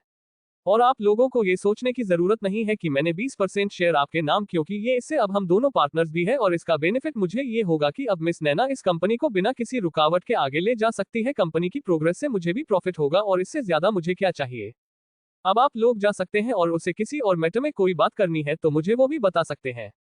नैना ने कहा, नहीं सर, अब हम चलते हैं। इतना कहकर वह अथर्व के साथ बाहर निकल गई, लेकिन बाहर जाते ही उसने अथर्व को गले से लगा लिया और एक्साइटमेंट में उसने अथर्व के गाल पर किस कर दिया। नैना ने उससे कहा कि मैंने कभी नहीं सोचा था कि मैं दोबारा कभी उस कंपनी में कदम रखूंगी, लेकिन देखो किस्मत को कुछ और ही मंजूर था और अब मैं वहां की सीईओ बनकर जाऊंगी और इससे बड़ी बात मेरे लिए क्या हो सकती है। दादाजी को जब ये बात पता चलेगी तो वो तो खुशी से पागल ही हो जाएंगे। अथर्व को नैना की इस रिएक्शन की उम्मीद नहीं थी। वो शर्म से पानी पानी हो गया था, क्योंकि उसे पता था कि उनके डैड कैमरा में उन्हें देख रहे होंगे और मिस्टर सिंघानिया सच में ही लाइव फुटेज देख रहे थे। जब नैना ने अथर्व के गाल पर किस किया था तो उसके चेहरे पर भी मुस्कुराहट आ गई थी, क्योंकि उनके रिलेशनशिप में प्योर लव दिखाई दे रहा था। मिस्टर सिंघानिया ने कहा, मेरे बेटे ने अपने लिए नायाब हीरा तलाश किया है, बस ये दोनों ऐसे ही खुश रहे। वो एक दूसरे से बातें करते हुए वहां से मेंशन के लिए निकल गए। तभी नैना ने कहा, मुझे मार्केट से कुछ लेना है। वो मार्केट की तरफ चले गए थे। नैना ने कहा, तुम कुछ देर वेट करो, मैं अभी आती हूँ। नैना के जाने के बाद अथर्व के फोन पर किसी की कॉल आई। उसने कहा, बोस आपको देहरादून आना ही होगा। बोस यहाँ पर एक प्रॉब्लम हो गई है। हमारी फाइटिंग क्लब पर कब्जा कर लिया गया है और हमारे लोगों को भी काफी ज्यादा पीटा गया है और उन्होंने आज रात को हमें जान से खत्म करने की धमकी दी है। वो सभी आपके बारे में पूछ रहे थे। अथर्व ने कहा, अगर तुम मुझसे मिलना नहीं चाहते हैं तो ऐसा ही होगा। आखिर अब किंग के बाहर आने का समय आ ही गया है। अथर्व ने कहा, तुम सभी एस ग्रुप में चले जाओ। किसी की हिम्मत नहीं है कि मैं वहां से बाहर निकाल सके। इतना कहकर अथर्व ने कॉल डिस्कनेक्ट कर दी। उसने देखा कि अभी तक नैना आई नहीं है। वो जल्दी से कार से निकला, पर उसे कहीं भी नैना दिखाई नहीं दी। ये देखकर उसका दिमाग खराब हो गया। उसने आसपास देखा तो वहां भी उसे नैना का कुछ पता नहीं चला। अथर्व सोच रहा था कि नैना कहां पर जा सकती है। उसके दिमाग में सिर्फ अनुभव का ही ख्याल आया। अथर्व सोच रहा था कि कहीं इसके पीछे अनुभव का ही तो हाथ नहीं है। उसे वहां पर नैना को तलाश करते हुए आधे घंटे से ज्यादा बीत गया था। तभी उसकी नजर सीसीटीवी कैमरा पर गई, जो एक बड़े से पोल पर लगा हुआ था। उससे मार्केट की पूरी गली को देखा जा सकता था। आखिर अथर्व के पास किसका फोन आया था और उन लोगों को जान से मारने की कोशिश कर रहा था। अर्थर का एस ग्रुप से क्या संबंध था? नैना एकदम से कहां गायब हो गई थी? नैना को गायब करने के पीछे किसका हाथ था? एपिसोड 28, नैना का किडनैप। जब अथर्व ने उस कैमरे को देखा तो वह भी दौड़कर जल्दी से उस तरफ चला गया और वह कैमरा एक बड़ी सी ज्वेलरी शॉप का था। उसमें जाते ही अथर्व ने कहा कि मुझे आपके शॉप के बाहर लगे 360 डिग्री कैमरे की फुटेज देखनी है, मेरी वाइफ मार्केट में गायब हो गई है। तभी सेठ ने कहा, भाई तुम कौन हो? हम बिना पुलिस की परमिशन के आपको लाइव फुटेज नहीं दिखा सकते। अथर्व ने कहा, सर मेरे लिए सीसीटीवी फुटेज देखना बहुत जरूरी है, ये मेरी वाइफ की लाइफ का सवाल है। आपसे रिक्वेस्ट है कि प्लीज मुझे सीसीटीवी फुटेज देखने दीजिए, मेरे पास टाइम नहीं है। पर सेठ को अथर्व के गिड़गिड़ाने से कोई फर्क नहीं पड़ रहा था। अथर्व ने कहा, आपको इसके बदले में जो भी चाहिए मैं आपको देने को तैयार हूं, बस एक बार मुझे सीसीटीवी फुटेज देखने दीजिए। उस सेठ ने अपने सभी वर्कर्स से कहा, देखो तो सही, इसे देखकर लग रहा है कि ये हमें कुछ दे भी सकता है। अपना रहने का ठिकाना नहीं और दूसरों को खैरात बांटने चले हैं। बात उसकी होती तो उसे बिल्कुल भी गुस्सा नहीं आता और उसे ऐसे ही गिड़गिड़ाते हुए 5 मिनट हो गए थे। अब उसका गुस्सा अपनी चरम सीमा पर पहुंच गया था और उसके कंट्रोल की हद कभी भी पार होने वाली थी। अथर्व ने कहा, मेरे पास इतना वक्त नहीं है कि मैं तुम्हारी बकवास सुनूं, या तो तुम मुझे सीसीटीवी फुटेज दिखा रहे हो, नहीं आज के बाद तुम्हारी इस मार्केट में तो क्या कहीं भी कोई ज्वेलरी की शॉप नहीं दिखाई देगी। उस सेठ ने अपने घमंड में कहा, अच्छा तो तू क्या यहाँ का प्राइम मिनिस्टर है जो कि तो मुझे धमकी दे रहा है? तू जरा अपने कपड़ों पर तो नजर डाल। तेरी औकात इस दुकान में खड़े रहने की भी नहीं है और उल्टा मुझे ही सुना रहा है। अब तो तू पुलिस को भी लेकर आ जाएगा तो भी मैं तुझे वो लाइव फुटेज नहीं देखने दूंगा। तभी सेठ ने अपने एक आदमी को कहा कि सीसीटीवी फुटेज डिलीट कर दो। यह सुनकर अथर्व ने बड़ी फुर्ती से पहुंच जाते हुए आदमी का कॉलर पकड़ा और उसे इतनी तेज झटके से खींचा कि वो सीधा बाहर के ग्लास डोर से टकराया। वो गिलास डोर चकनाचूर हो गया था और उस लड़के को भी काफी चोट आई थी। ये देखकर से थोड़ा घबरा गया, लेकिन उसने हिम्मत करते हुए कहा कि यह तुमने ठीक नहीं किया, अब देखो मैं तुम्हारे साथ क्या करता हूं। उसने अभी इतना ही बोला था कि अथर्व ने उसके गाल पर रहे हैं कि जोरदार थप्पड़ जड़ दिया। थप्पड़ के लगते ही उस सेठ के 4-5 दांत जमीन पर गिर गए और उसके मुंह से खून बहने लगा। अब सेठ को दिन में तारे नजर आने लगे थे। अथर्व ने उसे छोड़ा और सीधा कंट्रोल रूम में चला गया। इतनी देर में वहां के एम्प्लॉय ने पुलिस स्टेशन में फोन कर दिया, लेकिन आज किसी ने भी फोन नहीं उठाया। अथर्व ने बड़े ध्यान से पिछले पौने घंटे की रिकॉर्डिंग स्टॉप कर दी। कुछ ही देर में उसकी नजर नैना पर पड़ी, जो मार्केट में अंदर जा रही थी। उसने कुछ दुकानों पर किसी चीज के बारे में पूछा और वो फिर आगे निकल गई। तभी अथर्व ने देखा कि उसकी तरफ एक लग्जरी कार जा रही है। जैसे ही वो कार नैना के नजदीक पहुंची, एकदम से उस कार का बैक डोर खुला और कार में से एक हाथ बाहर निकला, जिसने नैना को उस कार में बड़ी फुर्ती से खींच लिया और एकदम से वो कार स्पीड से निकल गई। अथर्व ने एक कनेक्टर से उस फुटेज को अपने मोबाइल में लिया और जल्दी से पूरी फुटेज को डिलीट करके कैमरे को डिसेबल कर दिया और वो बाहर निकल कर जाने लगा। तभी 4-5 आदमी बाहर से अंदर आ गए। और अथर्व को घेर लिया। अथर्व ने एक आदमी के हाथ को पकड़कर दूसरे हाथ से उसकी उंगलियों को तोड़ दिया, जिससे वह दर्द से कराह उठा और अपने हाथों को लेकर वहीं बैठ गया। जैसे ही दूसरा आदमी आगे बढ़ा था, अथर्व ने अपनी एक जोरदार किक से उसके पैर के पंजे पर मारी। तभी उसमें से एक क्रैक की आवाज आई। वो आदमी दर्द से चीखता हुआ वहीं पर बेहोश हो गया। अब दो आदमियों की हिम्मत नहीं हो रही थी कि वह अथर्व पर अटैक कर सके। सेठ जी ने कहा, क्या तुम्हारे हाथों में बिल्कुल भी जान नहीं बची, जो कि इस लड़के तक को रोक नहीं पा रहे हो? लेकिन अथर्व के पास बिल्कुल भी टाइम नहीं था, इसलिए उसने उन दोनों आदमियों को पकड़कर वही दुकान के काउंटर पर सिर देकर मारा, जिससे उन दोनों को चक्कर आ गया। उसके बाद अथर्व जल्दी से बाहर निकल गया। उस सेठ को काफी ज्यादा गुस्सा आ रहा था कि एक लड़के ने उसकी दुकान का ऐसा हाल कर दिया था। और सेठ ने उन आदमियों से गुस्से में कहा, आखिर तुम पैसे किस चीज के लेते हो? ऐसे बाउंसर का क्या फायदा जिनकी खुद की हालत ऐसी थी। अथर्व ने बाहर जाते ही किसी को कॉल करके उस ज्वेलरी शॉप के बारे में बता दिया था। उसके बाद अथर्व अपनी कार में बैठा और सीधा वहां से निकल गया। उसे समझ नहीं आ रहा था कि वो उस कार को कैसे तलाश करेगा, उस पर कोई नंबर भी नहीं है। अथर्व अपने आप से ही बातें करते हुए उसी तरफ निकल गया जिस तरफ वो गाड़ी गई थी, और अथर्व की गाड़ी काफी स्पीड में थी। तभी उसके दिमाग में कुछ ख्याल आया और उसने सीधा एक नंबर पर फोन करके कहा कि मैं तुम्हें एक नंबर बता रहा हूं, जल्दी से उसे ट्रेस करके लाइव लोकेशन मुझे भेजो। ये सुनकर वो आदमी हड़बड़ा गया था। उसने कहा, किंग जैसा आप ठीक समझे, और उसने जल्दी से वो नंबर नोट किया। उसके बाद वह आदमी अपने काम में लग गया। कुछ ही मिनट बीते होंगे कि उसने अथर्व लोकेशन सेंड कर दी। क्या अथर्व वहां पर टाइम पर पहुंच पाएगा? आखिर वो कौन लोग थे जिन्होंने मिस नैना को मार्केट से उठाया था?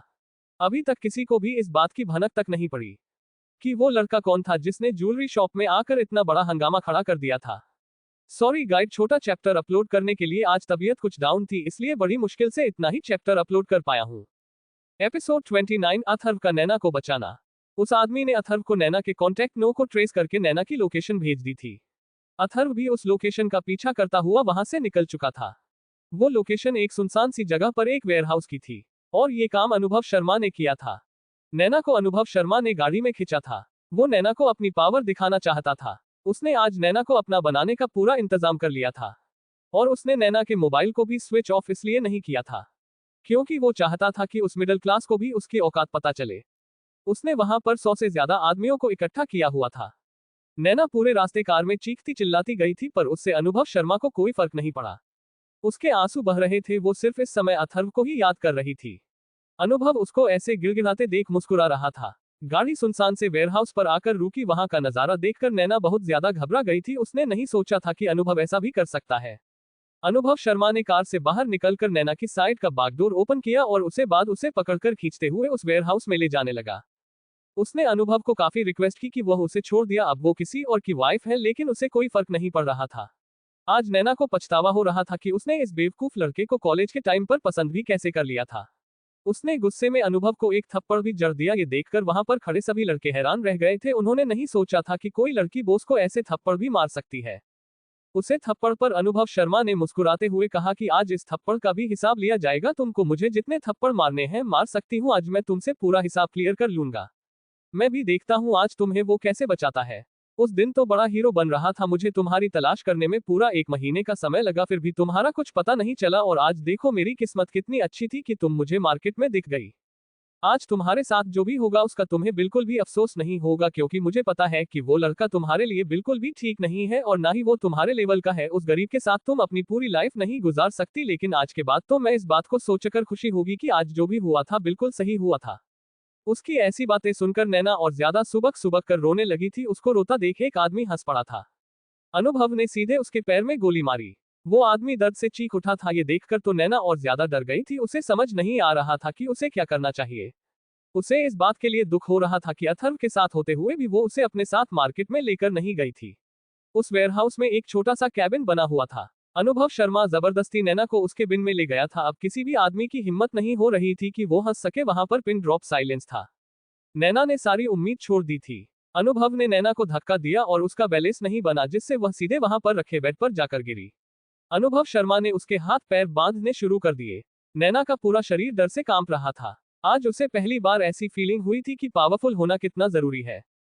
बिना पावर की इंसान की कोई औकात नहीं रहती।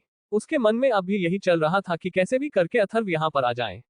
नैना को ऐसे देखकर अनुभव ने कहा, तुम्हें मुझसे कोई नहीं बचा सकता, और ये ख्याल तो दिमाग से निकाल दो कि तुम्हारा वो सो कॉल्ड हस्बैंड तुम्हारी कोई हेल्प करेगा, क्योंकि उसकी भी इतनी हिम्मत नहीं है कि यहाँ पर आ सके। और एक मिडिल क्लास आदमी मेरे सामने कुछ कर ही क्या सकता है। इतना कहकर वो एकदम से नैना के करीब आ गया और नैना के होठों के पास अपने होंठ लिए आया। नया नाम तो डिसाइड कर चुकी थी, अगर इसने गलती से भी मेरे होठों को छुआ तो आज मैं इसका वो हाल करूंगी कि ये जिंदगी भर याद रखेगा, चाहे उसके लिए ये मुझे जान से ही क्यों न मार दे। अनुभव उसके बिल्कुल पास पहुंच चुका था और उसने धीरे से नैना की कॉलर बोन को अपने होठों से छुआ। ये देखकर नैना के आंसू निकल गए। तभी उसे बाहर से एक गाड़ी की जोरदार आवाज सुनाई दी। एकदम से उसका ध्यान नैना से हट गया। उसने कहा, अब कौन आ गया? कोई भी चाहता नहीं है कि मैं शांति से कोई काम कर सकूं। नैना को एक बार के लिए लगा कि क्या ये अथर्व हो सकता है, पर अभी उसने अपने दिमाग से ये ख्याल निकाल दिया। अब तो वो ये सोच रही थी कि वह ऐसा इस अनुभव के साथ क्या कर सकती है जिससे उसे जिंदगी भर ये पछतावा हो कि उसने नैना को यहाँ लाकर कितनी बड़ी गलती की है। उसे पता था कि ऐसे में वह उसे जान से भी मार सकता है, पर इस वक्त उसे मरने का कोई डर नहीं था। वो तो मरने से पहले भी अपनी इज्जत बचाना चाहती थी। नैना इसी बारे में सोच रही थी, उसकी आंखों से आंसू बह रहे थे और इतने में बम अनुभव ये देखने चला गया कि ऐसा कौन आया है। उसने बाहर देखा तो उसके चेहरे पर मुस्कुराहट आ गई। वो जल्दी से अंदर आया और उसने नैना से कहा कि कुछ ज्यादा हिम्मत है तुम्हारे हस्बैंड में, जो कि वो खुद मौत के मुंह में चला आया। ये सुनकर दो नैना को ऐसा लगा जैसे कि किसी ने उसे ऑक्सीजन दे दी हो। उसे भरोसा नहीं हो रहा था कि अथर्व यहाँ पर आ चुका है। जैसे ही एक ब्लैक रोल्स रॉयस कार वहां पर आकर रुकी, उसमें से एक लड़का बहुत ही तेज फुर्ती से उतरा। उसको उतरते हुए ही अनुभव ने देखा था। उसके बाद वह नैना को ये बात बताने के लिए चला गया था। अभी उसने ये बात नैना को बताई ही थी कि तुमसे उस कैबिन का दरवाजा एक तेज आवाज के साथ टूट गया। ये देखकर अनुभव हैरान हो गया था कि अभी तो वो उसे इतनी दूर देखकर आया था और एक ही पल में वो उसके सामने खड़ा था। अथर्व ने जब नैना की हालत देखी तो उसके दिल में ऐसा दर्द उठा जैसे कि किसी ने खंजर से उसके दिल को चीर दिया हो। उसके अंदर ऐसा तूफान चल रहा था जिसको शायद ही अब कोई शांत कर पाए। उसने अनुभव को पीछे से पकड़ा और सीधा हवा में उठाकर केबिन के टूटे हुए दरवाजे से बाहर फेंक दिया।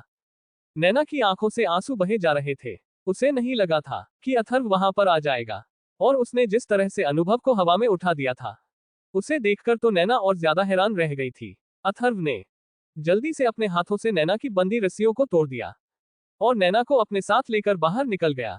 अनुभव वहां पर पड़ा हुआ दर्द से कराह रहा था। उसने नहीं सोचा था कि वो मिडिल क्लास कुछ ऐसा भी कर सकता है। इतने में वहां पर अनुभव के आदमी भी दौड़ते हुए आ गए थे। उन्हें देखकर नैना बहुत ज्यादा डर गई थी और अथर्व के पीछे हो गई थी। उन आदमियों ने आकर सीधा अथर्व पर अपनी गन पॉइंट कर दी थी। उनको देखकर अथर्व के एक्सप्रेशन बिल्कुल भी नहीं बदले थे। अनुभव शर्मा अपनी कमर पर हाथ रखते हुए खड़ा हुआ। उसने चिल्लाकर कहा, आज हम यहाँ से जिंदा वापस नहीं जाओगे। अभी उसने इतना ही बोला था कि तभी उसके सीने में एक किक और लगी और वो उस किक से काफी दूर जाकर गिरा। उस किक के लगने से अनुभव की हालत खराब हो गई थी। वो सभी लोग भी एक बार के लिए उस आदमी को देखकर घबरा गई थी, जो कि इतने सारे लोगों से घिरा हुआ है और उस पर गन का पॉइंट भी एम है, फिर भी वो बिल्कुल नहीं घबरा रहा है। आखिर इसके पीछे की वजह क्या है? अनुभव शर्मा ने अपने मुंह से खून थूका। उसके सीने में बहुत ज्यादा दर्द हो रहा था। उसने दर्द से करहाते हुए उसने अपने आदमियों को शूट करने का ऑर्डर दे दिया। वो आदमी उसे शूट करने ही वाले थे कि तभी वहां पर एकदम से काफी सारी गाड़ियों के आने की आवाज आई और धीरे धीरे वो पूरा वेयरहाउस गाड़ियों से भर गया। उसमें से एक गाड़ी से घनश्याम शर्मा और श्रेष्ठ शर्मा निकले और वो दौड़ते हुए सीधे अथर्व के सामने पहुंच गए। उनको देखकर अनुभव शर्मा के चेहरे पर मुस्कुराहट आ गई। उसने दर्द से कराहते हुए कहा, दादाजी से लड़की को छोड़ना मत, इसने मेरी ये हालत की है। अनुभव शर्मा ने अपना एक हाथ अपने सीने पर रखा हुआ था। उसे बोलने में भी काफी ज्यादा परेशानी हो रही थी। लेकिन तभी घनश्याम शर्मा और श्रेष्ठ शर्मा ने कुछ ऐसा किया जिसे देखकर वहां पर सभी लोगों की आंखें फटी की फटी रह गई। न विश्वास नहीं हो रहा था कि ऐसा कुछ भी हो सकता है। घनश्याम शर्मा और सुरेश शर्मा दोनों ने नैना से माफी मांगते हुए कहा कि हमें बहुत अफसोस है कि इस निकम्मे ने तुम्हारे साथ ऐसा किया।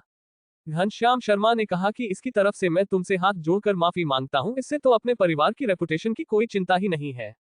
हमारा परिवार काफी मान सम्मान वाला है और इसकी इस गलती की वजह से मैं बहुत ज्यादा शर्मिंदा हूं। आज तक ऐसा काम हमारे परिवार में किसी ने भी नहीं किया है। हो सके तो हमें और इस बेवकूफ को माफ कर देना। नैना कुछ भी नहीं बोली।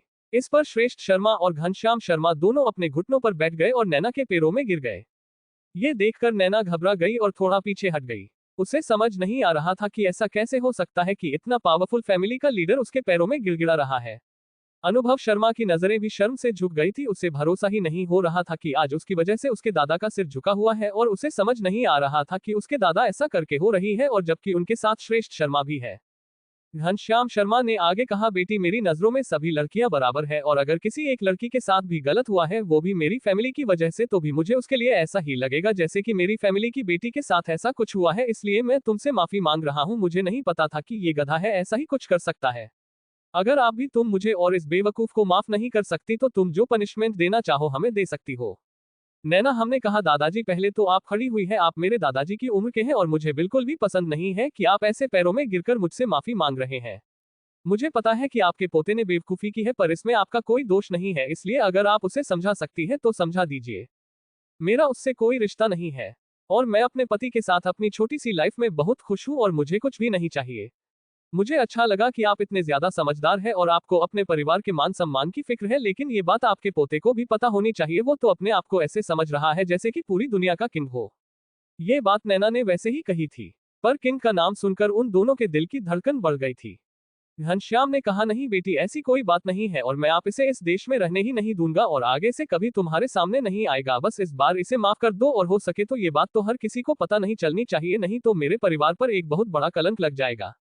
नैना ने कहा दादाजी आपको जैसा थी लगी वसा करो, मेरी तरफ से आपको कोई परेशानी नहीं आएगी, लेकिन अब याद रखना कि ये दोबारा मुझे परेशान न करें। इसका और मेरा रिश्ता सिर्फ दोस्ती तक ही था जो काफी सालों पहले खत्म हो चुका है। अब मुझे नहीं पता कि इसके दिमाग में क्या चल रहा है, लेकिन मैं अपनी लाइफ में काफी खुश हूँ और आगे बढ़ चुकी हूँ, इसे भी ये बात समझ में आनी चाहिए।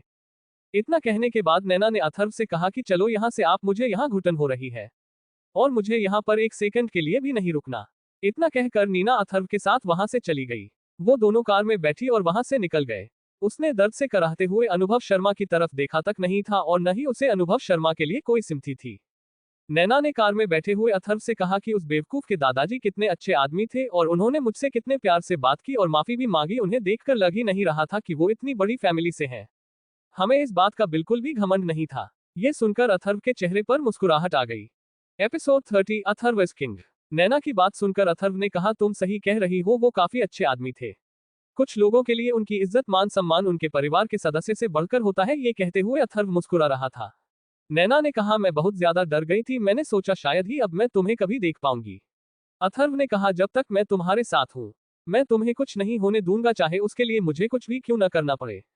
नैना ने कहा जब तुमने उसको बाहर फेंक दिया था और इतने सारे आदमी आ गए थे मैं बहुत ज्यादा डर गई थी, अगर घनश्याम जी नहीं आते तो सिचुएशन काफी ज्यादा खराब हो सकती थी। इस पर अथर्व मुस्कुराने लगा। उसने कहा ऐसी बात नहीं है, अगर हम अच्छे हैं तो हमारे साथ अच्छा ही होगा। वो ऐसे ही बातें करते हुए अपने मेंशन में चले गए थे।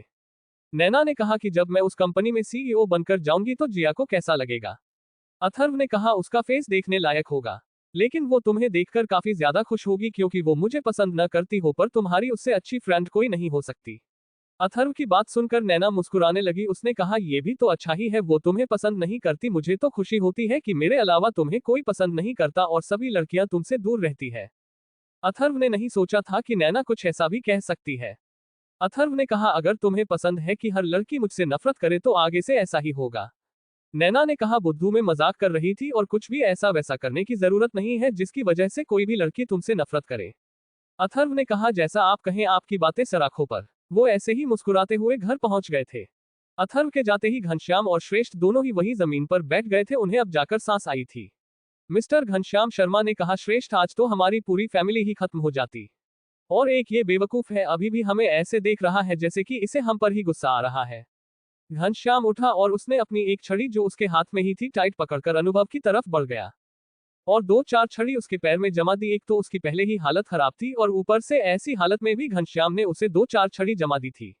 उस पर बोला भी नहीं जा रहा था। उसने कहा दादू ये आप क्या कर रही है, एक तो आपने मेरी होने वाली वाइस को यहाँ से जाने दिया और ऊपर से उनके पैरों में गिरकर माफी भी मांगी। इससे अच्छा होता अब मुझे जान से ही मार देते तो ये दिन तो नहीं देखना पड़ता। उस 2 कोड़ी के आदमी के आगे अपने अपने सिर झुकाए। मुझे इस बात पर भरोसा नहीं हो रहा है, आपने ऐसा क्यों किया। तुम जानते हो उस आदमी के पास न ही अपना कोई रहने का ठिकाना है और न ही वो कोई जॉब करता है, वो निकम्मा सिर्फ नैना के पैसों पर ही ऐश करता है। उसकी बात सुनकर घनश्याम की सांस फूलने लगी थी। उसने चिल्लाते हुए कहा नालायक, तुम्हें क्या हम बेवकूफ दिखाई देते हैं। तुम्हें पता भी है आज तुम्हारी इस गलती की वजह से हमारे पूरे परिवार का नामो निशान तक मिटे जाता। तुम जानते ही क्या हो उस लड़की के बारे में, उसका एक ही सारा पूरे शहर को खत्म कर सकता है और तुम उसकी औकात की बात कर रहे हो। पागल आदमी, आज तक कोई भी उसके बारे में नहीं जान पाया है वो कौन है, क्या करता है और कहां से आया है। और आज तुमने सीधा हमारी यमराज से मीटिंग करवा दी थी। अगर मुझे आने में 1 मिनट की देरी भी हो जाती तो अब तक तुम में से कोई भी जिंदा नहीं बचता। अनुभव ने कहा दादाजी आप कुछ ज्यादा ही बड़ी बातें कर रही हैं, मतलब वो अकेला आदमी हमारा क्या बिगाड़ सकता था। दादाजी ने कहा कि तुम्हारे आदमियों में इतनी हिम्मत है कि अकेले ही श्रेष्ठ का मुकाबला कर सके। इस पर अनुभव शर्मा ने कहा ये आदमी उनका सामना कैसे कर सकते हैं, वो तो काफी अच्छे फाइटर है। घनश्याम ने कहा, इस बेवकूफ को उठाकर कैबिन में लेकर आऊं और तुम सभी आदमी हमारा बाहर इंतजार करो, हम अभी आते हैं। कैबिन में आते ही घनश्याम ने कहा, बेवकूफ आदमी, जब तुम इतने सारे लोग मिलके एक श्रेष्ठ का मुकाबला नहीं कर सकते तो उस आदमी का क्या खाक मुकाबला कर पाओगे। वो अकेला ही श्रेष्ठ जैसे 100 आदमियों के लिए काफी है और उसकी स्ट्रेंथ का अंदाजा भी नहीं लगाया जा सकता। अनुभव ने कहा, दादाजी मैं आपकी बात समझा नहीं। पागल आदमी, अभी कुछ टाइम पहले श्रेष्ठ के पास एक डरावनी कॉल आई थी। तुम्हें पता है, जब श्रेष्ठ ने वो पन्नों को रिसीव की थी तो उसके दूसरी तरफ से ऐसी आवाज आई थी जैसे कि खुद यमराज बात कर रहे हो। और उन्होंने सिर्फ इतना कहा था कि तुम्हारे बेवकूफ पोते ने बहुत बड़ी गलती कर दी जो कि मेरी वाइफ को उठाया। उसे किंग से दुश्मनी मोल नहीं लेनी चाहिए थी, अभी भी तुम्हारे पास समय है। अगर आज मेरी वाइफ को कुछ हुआ तो सुबह का सूरज तुम्हारी पूरी फैमिली नहीं देख पाएगी। तुम्हारे पास वक्त बहुत कम है, मैंने लोकेशन सेंड कर दी है और तुम देख लो तुम्हें क्या करना है। मैं नहीं चाहता कि मेरी वाइफ मुझे खून खराबा करते हुए देखिए, लेकिन अगर उसे कुछ हुआ तो इतना खून खराबा होगा कि पूरी दुनिया नहीं देख पाएगी। इतना कहकर उसने कॉल डिस्कनेक्ट कर दी थी। जब उसने अपना नाम बताया था तो श्रेष्ठ की हालत खराब हो गई थी। मैंने उससे पूछा, ये किंग कौन है? उसने बताया कि किंग ऐसा राक्षस है जिससे सभी स्ट्रीट फाइटर कांपते हैं। किसी को नहीं पता वो कहां से आया है और कौन है। उसका एक बार ही स्ट्रीट फाइटर को खत्म करने के लिए काफी है, मैं भी उसके सामने एक सेकंड नहीं देख सकता। मुझे समझ नहीं आ रहा कि उसने ऐसा क्यों कहा कि तुम्हारे पोते ने मेरी वाइफ को उठाया है। तभी घनश्याम ने कहा, उसने वो बात तुम्हारे लिए नहीं बल्कि मेरे लिए रही थी। उसे पता है कि मैं तुम्हारी फोन की सारी बातों को सुन रहा हूँ। श्रेष्ठ शर्मा ने आगे कहा, आज तक जिसने भी उसका चेहरा देखा है वो जिंदा ही नहीं बचा। मुझे तो समझ में नहीं आ रहा कि जो आदमी पिछले कुछ सालों से गायब था वो एकदम से कैसे आ गया। तभी श्रेष्ठ को याद आया कि वो पिछले 3 साल से गायब और 3 साल पहले ही इस अग्रवाल फैमिली की लड़की की शादी उस लड़के से हुई थी जो मिडिल क्लास फैमिली से था। इसका मतलब कि वही किंग है और अनुभव ने उसकी वाइफ को उठा लिया है। बेवकूफ लड़के, हमने तुम्हें इतनी कॉल लगाई लेकिन तुमने एक फोन तक नहीं उठाया। आज तुम्हारी वजह से हमारी फैमिली पर इतनी बड़ी मुसीबत आ गई थी। अनुभव शर्मा को अभी भी यकीन नहीं हो रहा था कि ऐसा कुछ भी हो सकता है। वो लड़का देखने में नॉर्मल ही लगता था, फिर वो इतना पावरफुल कैसे हो सकता है। श्रेष्ठ शर्मा ने कहा, मुझे पता है कि तुमने अभी मेरी बात पर यकीन नहीं होगा, लेकिन तुमने दोबारा से यही गलती दोहराने की कोशिश की तो तुम तो मारे ही जाओगे और साथ ही हमारी पूरी फैमिली खत्म हो जाएगी। और अगर तुमने ऐसा किया तो चाहे मुझे अपनी फैमिली के लिए तुम्हें ही क्यों न खत्म करना पड़े, मैं एक बार भी इस बारे में नहीं सोचूंगा। अब तुम ही देख लो मैं क्या करना है और क्या नहीं। घनश्याम ने थोड़ा शांत होते हुए कहा, अनुभव बेटा, तुमने आज से कुछ साल पहले ही भूल कर दी थी जो कि तुमने इतनी प्यारी बच्ची को धोखा दिया था। अब वो वक्त बीत चुका है। हर बीता हुआ वक्त कभी भी वापस नहीं आता। अब हमारी औकात नहीं है कि हम उस लड़की को छू भी सके।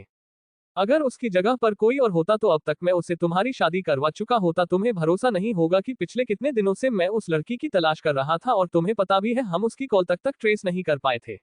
अब मुझे समझ में आ रहा है कि इतने दिनों तक हम उन दोनों के बारे में कुछ भी क्यों पता नहीं लगा पाए थे। इसलिए मैं तुमसे यही कहूंगा कि उस लड़की को भूल जाओ, नहीं तो हमारी फैमिली पर ऐसी मुसीबत आएगी कि तुम सोच भी नहीं सकते। लोग किंग को भी स्ट्रीट फाइटर ही कहते हैं, लेकिन किसी को उसके बारे में ज्यादा कुछ नहीं पता। श्रेष्ठ शर्मा ने कहा कि तुम अपना इलाज करवाओ और मेरे साथ चलो, क्योंकि अब देहरादून में जो होने वाला है मैं तुम्हें वो लाइव दिखाना चाहता हूँ। उसने कहा, श्रेष्ठ भाई, देहरादून में ऐसा क्या होने वाला है और आप मुझे क्या दिखाने वाले हैं? श्रेष्ठ शर्मा ने हंसते हुए कहा कि देहरादून में खून की नदियां बहने वाली है, क्योंकि वहां पर किंग का एक फाइट क्लब था। कुछ लोगों ने बाहर से आकर उस पर कब्जा कर लिया है और किंग के लोगों को भी पीटा है। अब तुम्हें पता चलेगा कि किंग क्या चीज है और तुम्हारे उनके बेयर में जो भी डाउट है वो वहीं जाकर क्लियर होंगे। और तुम जिसे मिडिल क्लास गरीब और भी पता नहीं क्या क्या कह रहे थे, उसका खुद का इतना बड़ा एम्पायर है कि तुम सोच भी नहीं सकते।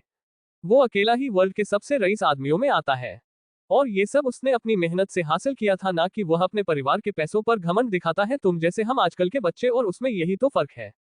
इसलिए अपनी तुलना तो भूल से भी उसके साथ करना मत, जिसकी तुम इतनी इंसल्ट कर रहे थे और जिसको भिखारी कह रहे थे। यह सुनकर अनुभव शर्मा के पैरों के नीचे से जमीन खिसक गई थी। चलो अब चलते हैं यहाँ से, क्योंकि मुझे नहीं लगता कि अब तुम ज्यादा देर होश में रह सकते हो।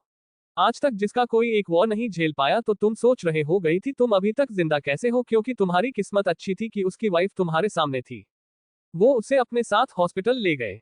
उन आदमियों को अभी तक सिर्फ इतना पता चला था कि जो आया था वो शायद कोई किंग था, लेकिन उन्हें ज्यादा कुछ उसके बारे में पता नहीं चल पाया था। शर्मा फैमिली के मेंबर्स की कार में बैठे हुए भी किंग के बारे में बात करते हुए जा रहे थे। अब अनुभव शर्मा को भी उसके नाम से डर लगने लगा था। आज पहली बार ऐसा हुआ था कि उसका घमंड इतनी बुरी तरह से टूटा था। और जिस लड़की से वो इतना प्यार करता था अब वो उससे काफी दूर जा चुकी थी। जिस लड़की को उसने आज से कुछ साल पहले उसकी औकात दिखाई थी, वह आज औकात में उससे इतनी आगे निकल गई थी कि वह उसे छू तक नहीं सकता था। वो सभी हॉस्पिटल पहुंच गए थे। अनुभव शर्मा को काफी दर्द हो रहा था, लेकिन हैरानी की बात यह थी कि एक्सरे में कहीं भी नहीं आया था कि उसकी रीढ़ की हड्डी टूटी हो और उसकी पसलियां भी टूटी हो। वो खुद भी देखकर हैरान था, क्योंकि उसने भी क्रेक की आवाज सुनी थी, फिर उसे समझ नहीं आया कि वह आवाज कैसे आई थी। मिस्टर श्रेष्ठ शर्मा ने कहा, तुम अपना दिमाग ज्यादा मत चलाओ, इसलिए ही उसे सब किंग कहते हैं। उसका किसी को नहीं पता चलता है कि उसके दिमाग में क्या चल रहा है और वो साफ करना चाहता है। उसने सिर्फ तो मैं नासमझ बच्चा समझकर छोड़ दिया था, नहीं तो अब तक तुम्हारी सांसें नहीं चल रही होती। मैं तो उसका टॉलरेंस लेवल देखकर ही समझ गया था कि वह कोई आम आदमी नहीं है, और किंग में भी पहले ऐसा टॉलरेंस नहीं था।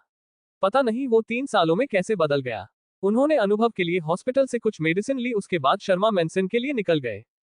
अथर्व ने नैना के लिए खाना तैयार किया और उसे अपने हाथों से खाना खिलाने लगा। नैना को भी अथर्व पर काफी ज्यादा प्यार आने लगा था। वह खाने के साथ साथ उसकी फिंगर को भी बाइट कर रही थी, जैसे कि वो कोई छोटी बच्ची हो। अथर्व भी उसकी इन हरकतों को देखकर मुस्कुरा रहा था। खाना फिनिश होने के बाद सार्थक ने बर्तन धोने शुरू की तो नैना भी उसके पास में आ गई और उसके हाथ में पकड़ी प्लेटों को अपने हाथों से साफ करने लगी। दोनों की नजदीकियां जिस टाइम तक काफी बढ़ चुकी थी और बार बार एक दूसरे से टच होने की वजह से उनका अपनी फीलिंग्स पर कंट्रोल खो रहा था। अथर्व ने कहा, अगर तुमने कुछ देर तक ऐसी हरकतें हो रही थी तो मैं अपना कंट्रोल खो सकता हूं, फिर उसके लिए मुझे दोषी मत ठहराना। नैना ने हंसते हुए उससे कहा, अच्छा जी, मैं तो नहीं हटने वाली, मैं भी देखती हूँ तुम कैसे अपना कंट्रोल खोते हो। और तुम क्या कर सकते हो, मैं तुमसे डरती थोड़ी हूँ। वो भी नैना के इशारों को समझ रहा था। उसने कहा, अच्छा जी, तो तुम ऐसे नहीं मानने वाली। उसने नैना को पीछे से ही टाइट हक कर लिया और उसको बाहों में भरकर बर्तन धोने लगा। अब नैना पूरी तरफ से उसकी गिरफ्त में थी। नैना को भी कुछ अलग सा पर काफी अच्छा फील हो रहा था। उसके शरीर की रोम रोम खड़े हो गए थे। आखिर क्या अनुभव शर्मा श्रेष्ठ शर्मा की बातों पर विश्वास कर पाएगा? क्या अब भी वह नाना के साथ ऐसी हरकतें कर सकता है? क्या आज अथर्व और नैना के बीच की सारी दूरियां मिट जाएंगी? क्या वो आज एक दूसरे के हमेशा हमेशा के लिए हो जाएंगे?